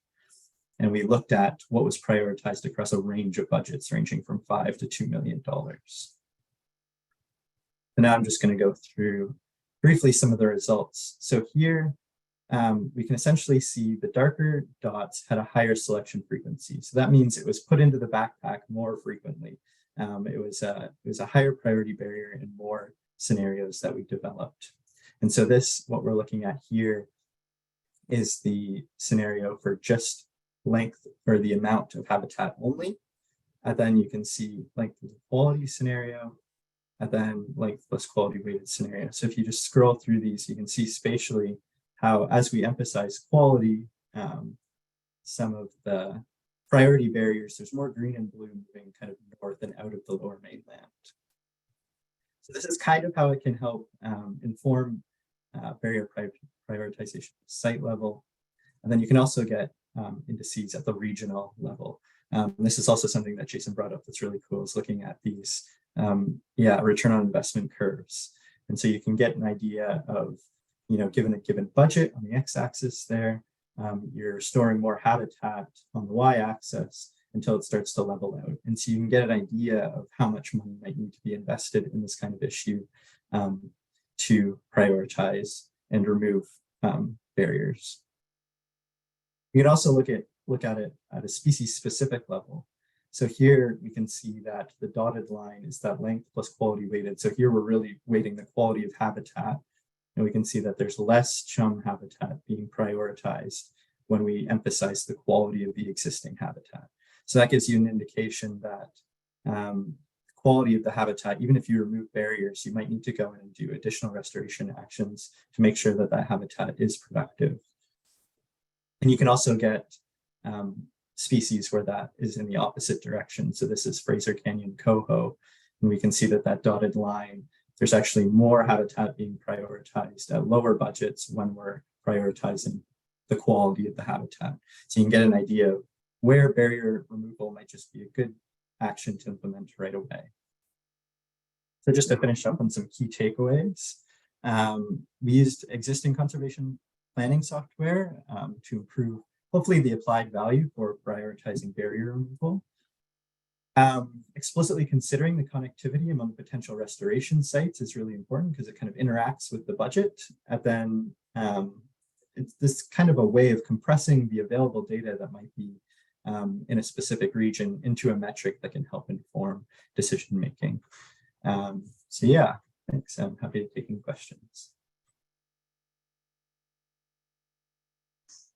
Yeah, thanks, Riley. That's great. Feel free to pop a question in the chat or raise your hand, or if you have questions for, I think Riley, Jason, and Liana are all still with us. I think Eddie and Ernie had to step out.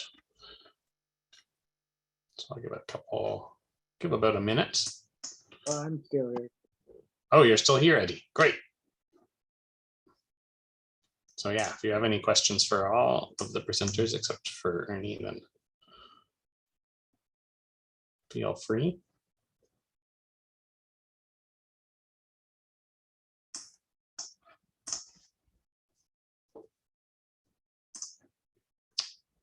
And if not, then I think we can go straight into our, well, actually, maybe just give a moment for any of the presenters. If you have thoughts or questions about each other's presentations, we'll just take a few minutes to jam on that. Anything that surprised you about somebody else's approach or things you'd want to dig into?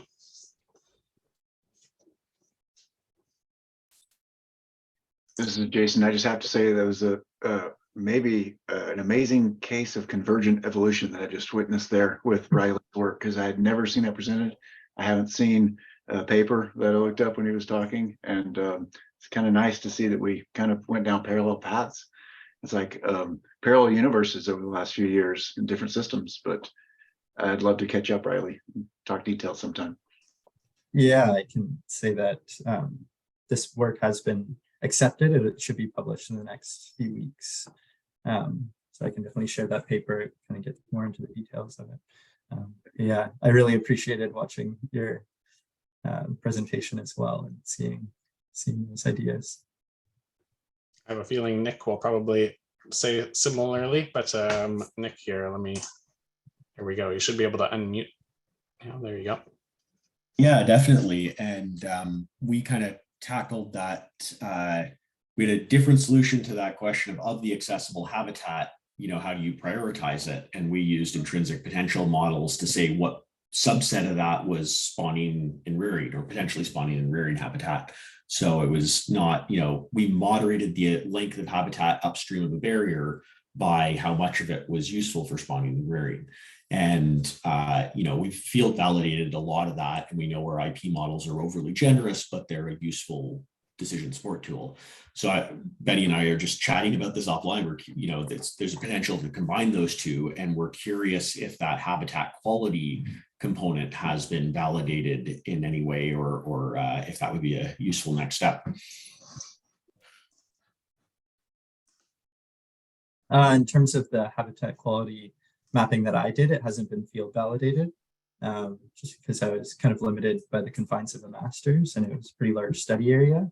But part of the idea behind the approach was that it's kind of suited to what data is available. And so hopefully, different municipalities, like what Liana was going over, they're collecting a lot of really great data, and can that be integrated in to look at barriers specifically in Surrey. So yeah, the idea is to kind of be able to digest the information that's available in a way that's useful. Annalise. Oh, and yeah, there we go.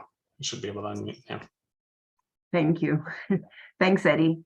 I just have maybe a comment in regards to the removal of barriers. I noticed as I travel throughout our territory and down into like Delta and the lowlands of the Fraser, that there's quite a bit of agricultural land that is getting filled in and maybe blocking some of the creeks. Has that been taken into consideration in some of the mapping? Like the filling in of creeks and losing them completely. Yeah, and some of the like maybe drainage ditches that fill into the creek as well. So I see quite a bit of it as I kind of move around to different places. So just even the other day, I noticed a place here in Chilliwack that it starts to cover up the wetlands areas. Those areas that naturally held lots of water. And I think too, with our highways, the new construction that's going on Highway 1 and around the Langley area where all that water is that flows into the Fraser. Yeah. Just maybe those comments. So it seems like we're losing a lot of habitat, and it's seems to be exponential at this point. So. Mm-hmm. So this was kind of the second part of my master's work. And in the first part, we tried to look at the extent to which this was a problem in terms of what habitat still exists, but is upstream of these barriers, and then what habitat has been lost entirely. And so to try to get at, where streams were historically, but aren't currently on the landscape, we looked at digital elevation models to try to map out where streams likely would have been historically based on where they are now, and compare that to the currently mapped stream network. And so when I referenced that figure looking at 64% of the historical accessible stream habitat for salmon, that includes those streams that have been lost entirely, but that we've tried to estimate using modeling. So yeah, that's part of it. But it's not addressed by, the second chapter is just looking at those barriers that are on streams that exist today. It's kind of a trickier problem to try to daylight those streams that have been lost completely.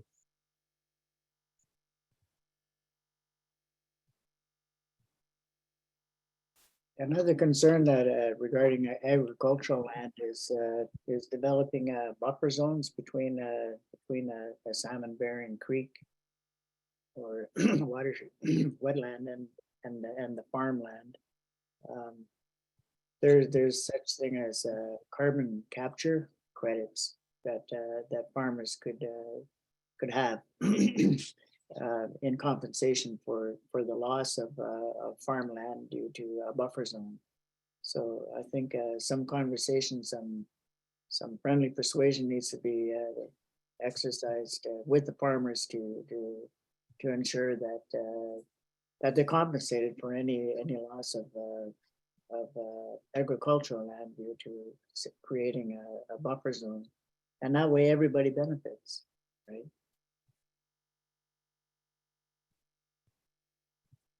Yeah, it kind of goes back to what Nick Lapointe was saying earlier about having willing partners to work with, and that the identifying priorities at this level might help direct, you know, where you might put effort into trying to build those relationships.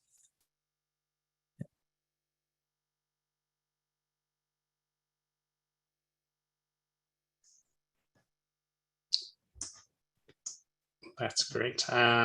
So I know that we've fallen behind a bit on our time. That was really awesome. Thanks all the presenters.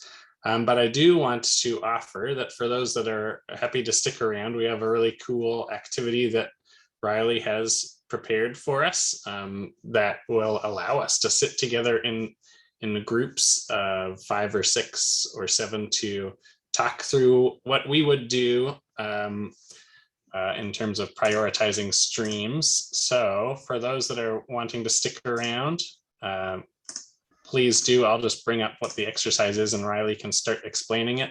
If you do need to go, then we certainly understand, but this will be a lot of fun. So I hope you can. And Riley, I'll hand it back to you.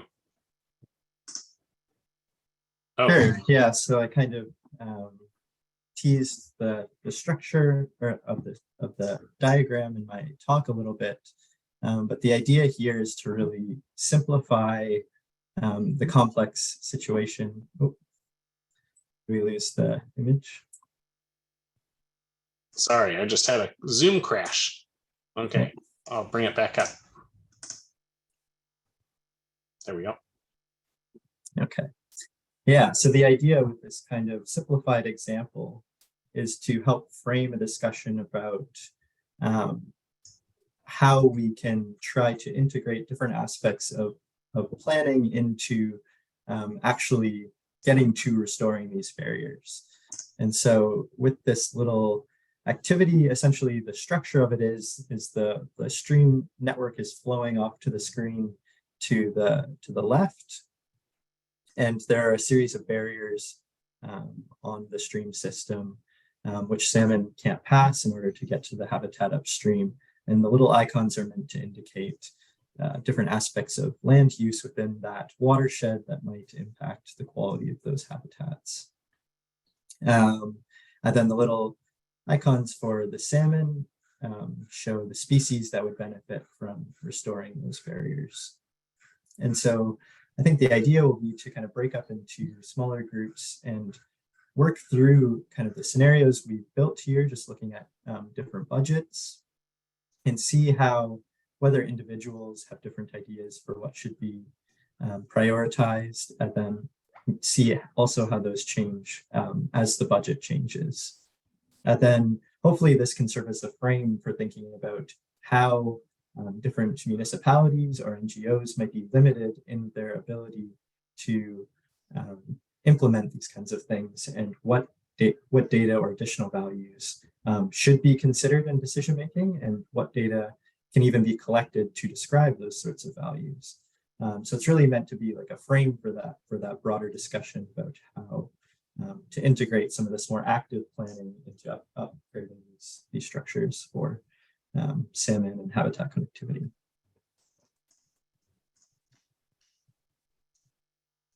Very cool. Thanks, Riley. Any clarifying questions from folks on the exercise before we hop in? I have a quick one, Riley. Just looking at the quality, It has 272. Does that go good quality as 1 and bad quality 10, or the other way around? Other way around. So yeah, Okay. the larger number is better in Better. each. Okay, just wanted to double check. Thank you. Yeah, good question. Thank you. Okay, cool. I'm just setting up the breakout rooms now. For the facilitator folks, there might be a few extra of you in each room, probably 2 to each room. I'm going to open them up.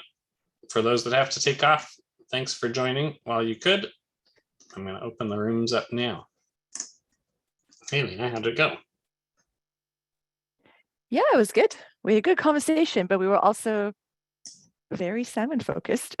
So it'd be really interesting to hear what others discuss, because we didn't have anyone from local government or an engineer or a farmer in our group. Yeah, I have a feeling we probably ended up with mostly the salmon people. Looking for the names. So maybe that's a self-fulfilling prophecy of the exercise.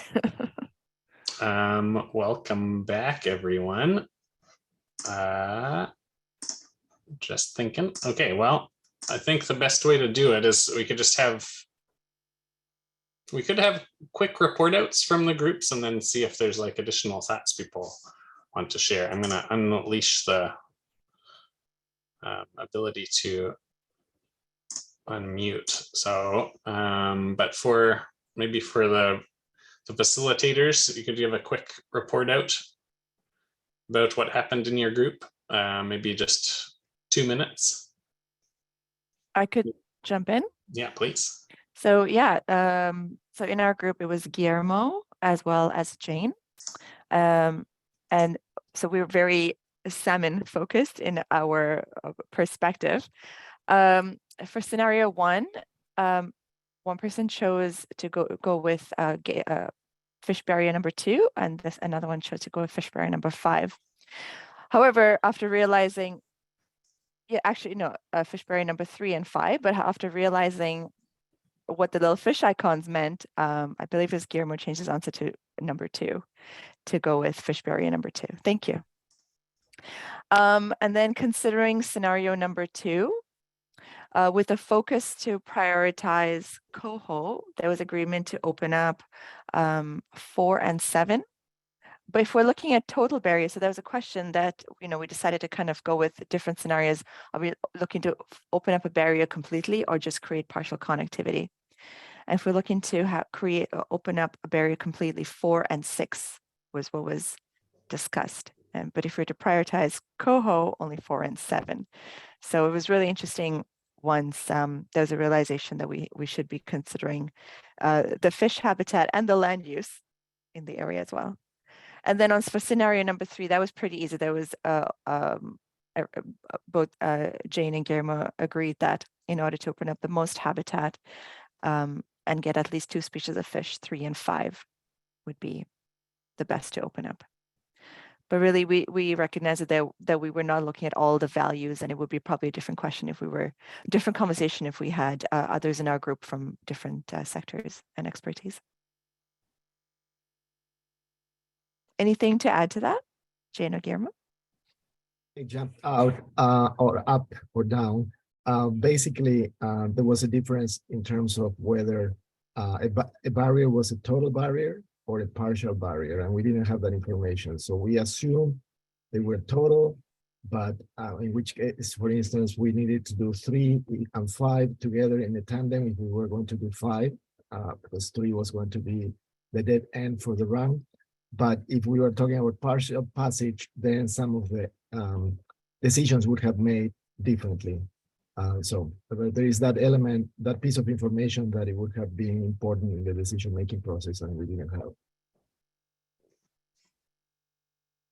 Yeah, for sure. Which maybe even emphasizes the importance of your assessments and assessment methodology too. Like Liana was talking about.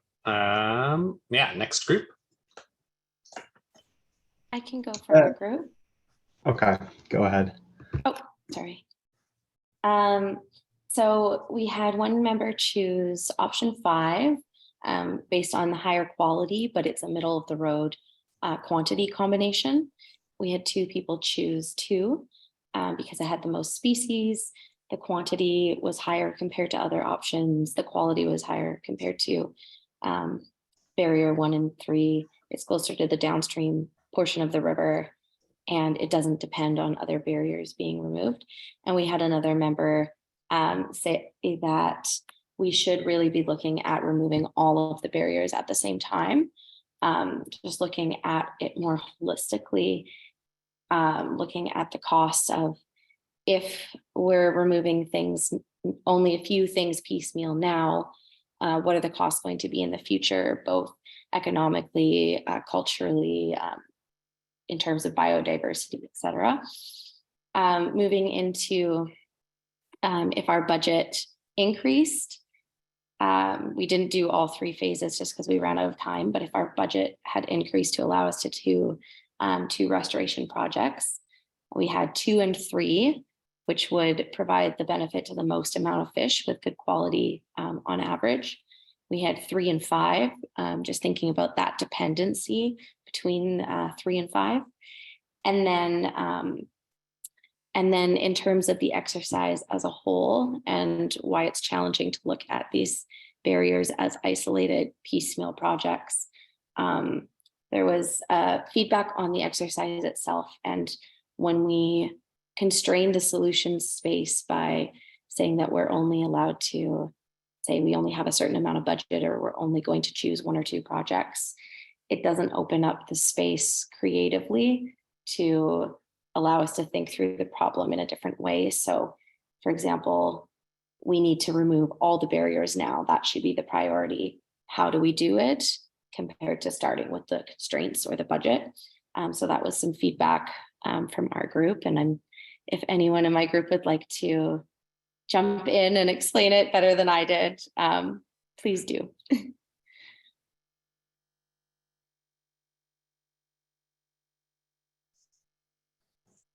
Yeah, I think that's a really cool point too. I just will share a tiny reflection, but I also think, like, you can see how that this mimics the current ways of being that we have to overcome. So we do have to break the exercise if you want to do that, right? So it's a kind of funny, like, it's great to hear that come up, because it's true. Yeah. Essentially do have to break the exercise of this funding cycle and stuff like that. Yeah, Riley, you want to? Yeah, I just have a little bit of a reflection on that as well, thinking about removing all the barriers. One of the pieces of feedback I got from my supervisor was that there can be invasive species in these systems.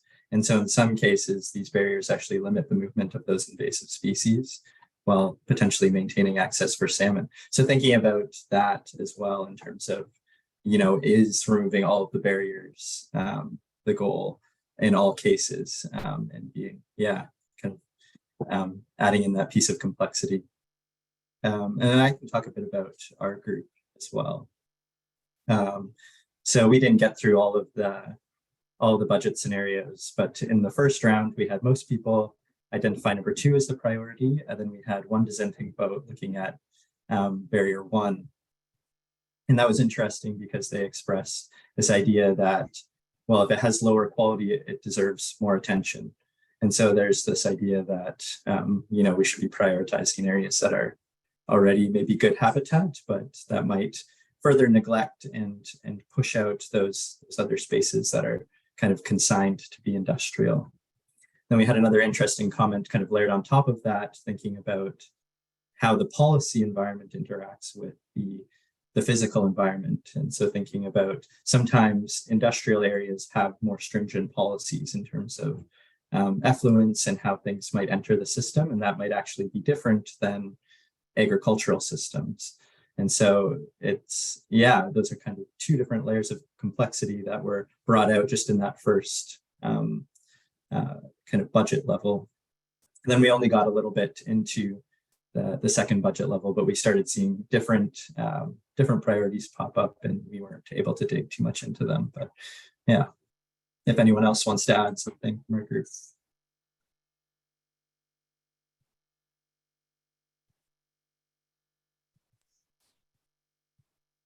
And Annalise, I saw you unmute before Riley's group, if you wanted to add something. Oh, thank you. I think actually some good points there, Riley. One of the other things I kind of commented on in the group too was the, the alignment with UN DRIP in terms of our lands, and also, the loss of cultural activities because of the loss of streams within our area. And when I look at UN DRIP and the restitution parts of it, and then the comment about the invasive species and removing those. And I think, if we don't try to do as much as we can right now, I think in the future, it's going to be more of a problem. And I also think too, that in terms of industrialization, I think especially within the Fraser area, there's so much industrialization along the river, and effluence. It seems like, big business pollutes a lot, and it seems like they get away with it rather than having the policy constraints that are supposed to protect our natural environment. It's almost like they're not actually even there, like, because it feels like they're not being enforced. So just maybe those couple of comments. Thank you. Yeah, that's great, Annalise. And again, having a lot of the problems you have to solve is what the way we're perceiving the exercise is kind of the status quo way of being in a sense. So yeah, all the comments that go beyond is great too. Yeah, thanks, Karen, in the chat reiterating that. Okay, next group. Yeah, I can go ahead for our group. So for the first budget, there was a couple different thoughts and 2 different barriers that were chosen. So for the first one, the thought kind of went towards more biodiversity. That was for barrier 2. And a lot of the land usage also for that, removing that barrier. So space and barrier 2 biodiversity for that budget. And then we also went with number 6. And number 6 was the choice for that one, just really because of the quantity of that stream itself, and just how there's no really barriers that are upstream of that area as well. So removing that one specifically just gives a lot of room for the ecosystem to work with as well for that one. So those were the thoughts we had for the first budget. And then for the second one, it really came down to the most quality and quantity for those budget choices, and really thinking about the future as well in those choices. So the consensus was removing both 4 and 6, just so that we can get such a large portion of the stream and so much of the ecosystem to work with too. And then again, really that idea of thinking about the future. If both of those are removed, it really just gives a lot to work with, especially for the Chinook species. And then also for the last one, it was again just 4 and 6 that we used for that one. And really a lot of ideas that came forward as well was the idea of keystone species for the ecosystems as well. And really something to kind of put in the modeling is how important are these keystone species going to be for these different streams, especially in a changing climate as well. Are some of these streams going to change their ecological quality based on the changing of temperatures and what species can survive? And that really might change the priorities going forward in the future as well. So that was a good point that we had for the changing of data availability in the future, and kind of putting that into some newer models going forward. And that's what we had for our group. If anyone else has anything to add or chime in to kind of add on to the thoughts, feel free to go forward.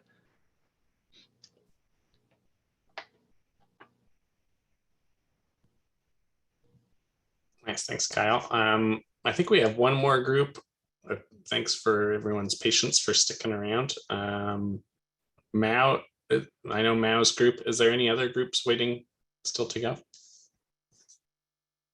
That doesn't look like it. Okay, Mao, you finish us up. Yeah, no, a lot of pressure. Yeah, so for round one, there was definitely there was definitely the decision at the beginning of like, well, like there seemed to be an interest in two as well, barrier number two, given the quality upstream. So that seemed to be an important factor. And as we moved on to round 2 and 3, when things got a little bit more complicated, questions of like, well, depends, are we going to have a different budget next year? Are we going to have more resources? That those questions came up. And also an intention to like maybe have a very visual project at the beginning that people can recognize, and like it could serve as an awareness campaign. It could help ease concerns and fears about how these things would work. But there seemed to be more of a consensus of removing the 4 and 6 for round 2. There was also the question of, well, which species are struggling the most. It's not just necessarily about the quantity of the area upstream. It's also like, well, if it's a very vulnerable species that has been struggling, I might prioritize that instead of a barrier that might free up a lot of hectares upstream. So that was also an important factor in the decision. And for round number 3, 3 and 5 seem to be an interesting choice for the participants in our group, given the area that would be impacted, also the fact that there's a residential area there, and that there are 2 species that would be impacted. And in terms of data that was not there, one of the things that stood up was how changeable the water quality might be. Like maybe there are issues with water quality that are not associated with the in-stream barriers, and so maybe even removing that barrier will not necessarily impact the quality that much. It's something to consider. And also expected impacts from climate change. What happens if a stream might no longer be viable in the future anyway? Like, should we be focusing on removing those barriers right now? So those were like some of the data elements that participants mentioned could have helped in the decision making as well.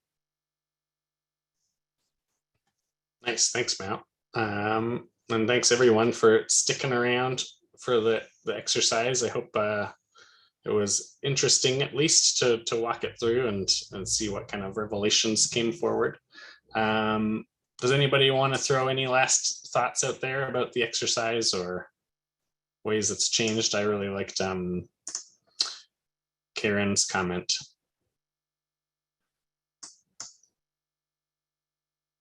In the chat. I'll leave a little bit of space.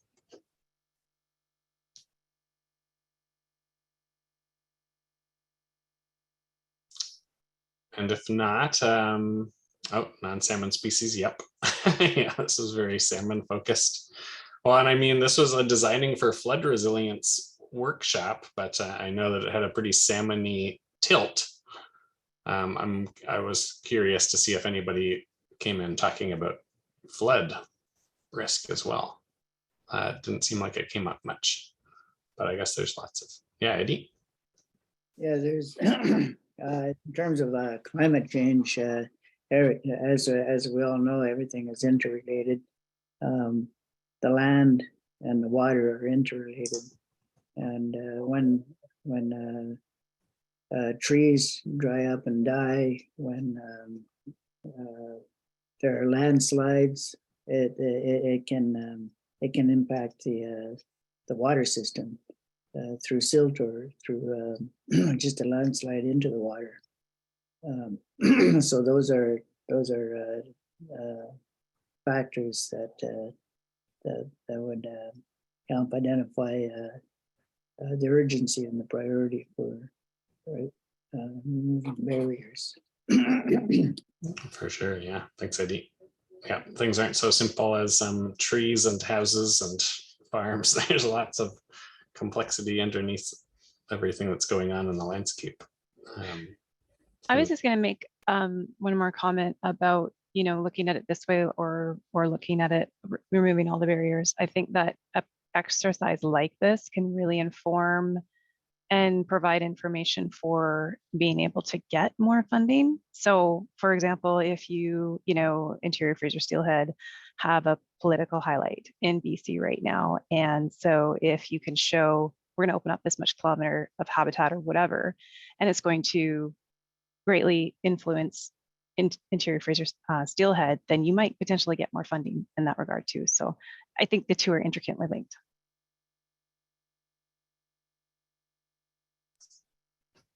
Yeah, for sure. And I think, Riley, you probably could have developed an exercise that's like, has a different constraint. You can always, and I think you were showing that off too, Jason, right? Like you can flip the constraints on their heads a bit in that way and use that to get funding. Yeah, thanks, Maya.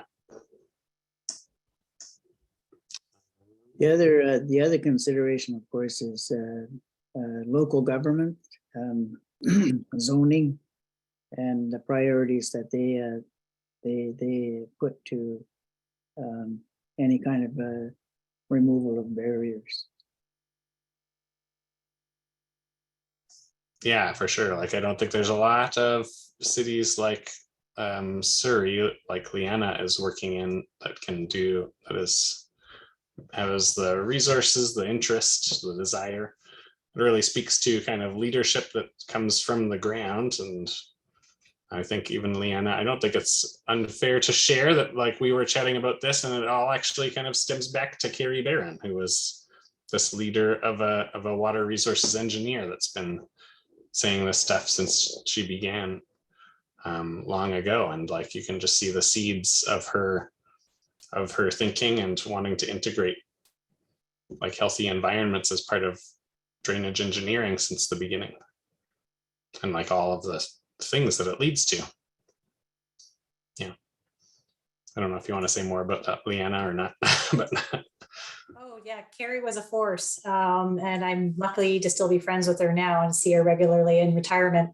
But Carrie just had that drive, and she knew how to share that drive with others coming underneath her, and she shadowed us all under her wing and taught us what was important and what to fight for.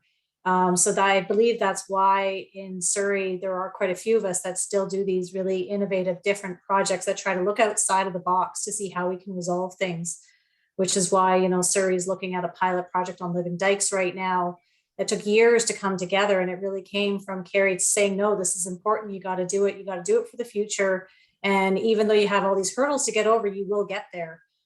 So even when we look at this kind of example, it's the same thing. We might see that it's insurmountable. There's so many barriers, but if you keep on chipping away at it, keep on telling people and teaching people, it will make a difference.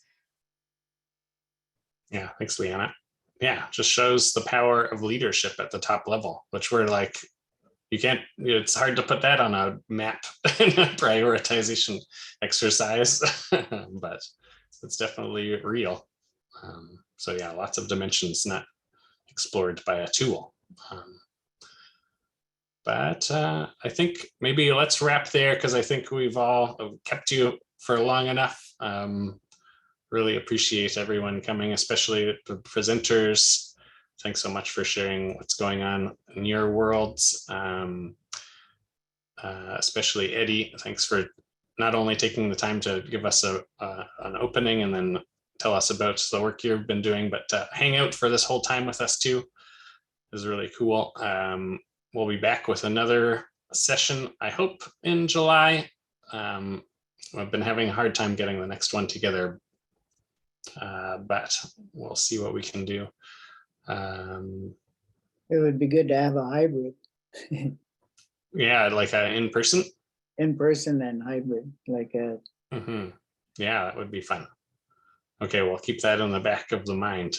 Yeah, screen time is getting to be too much. Eddie, do you want to say anything to close us off for the day? Yeah, I think just once again, thanking everyone for participating in this session and having fun with doing these exercises on priorities and what are the weight of considerations. It does inspire us to think a little more deeply about all the considerations that we can put into a proposal to access resources, to target key areas that need attention.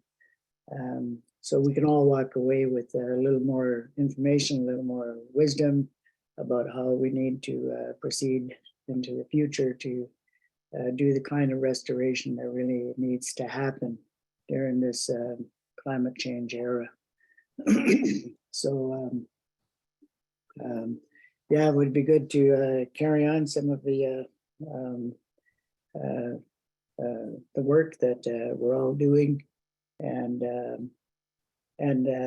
find ways where we can connect so that we can marshal our not only expertise and in the science and the caring and the knowledge and wisdom that we get from our ancestors, but also going to politicians at all levels, federal, provincial, and municipal levels, to exercise political will to allocate the resources and put priority to restoring salmon habitats. Thanks so much, Eddie.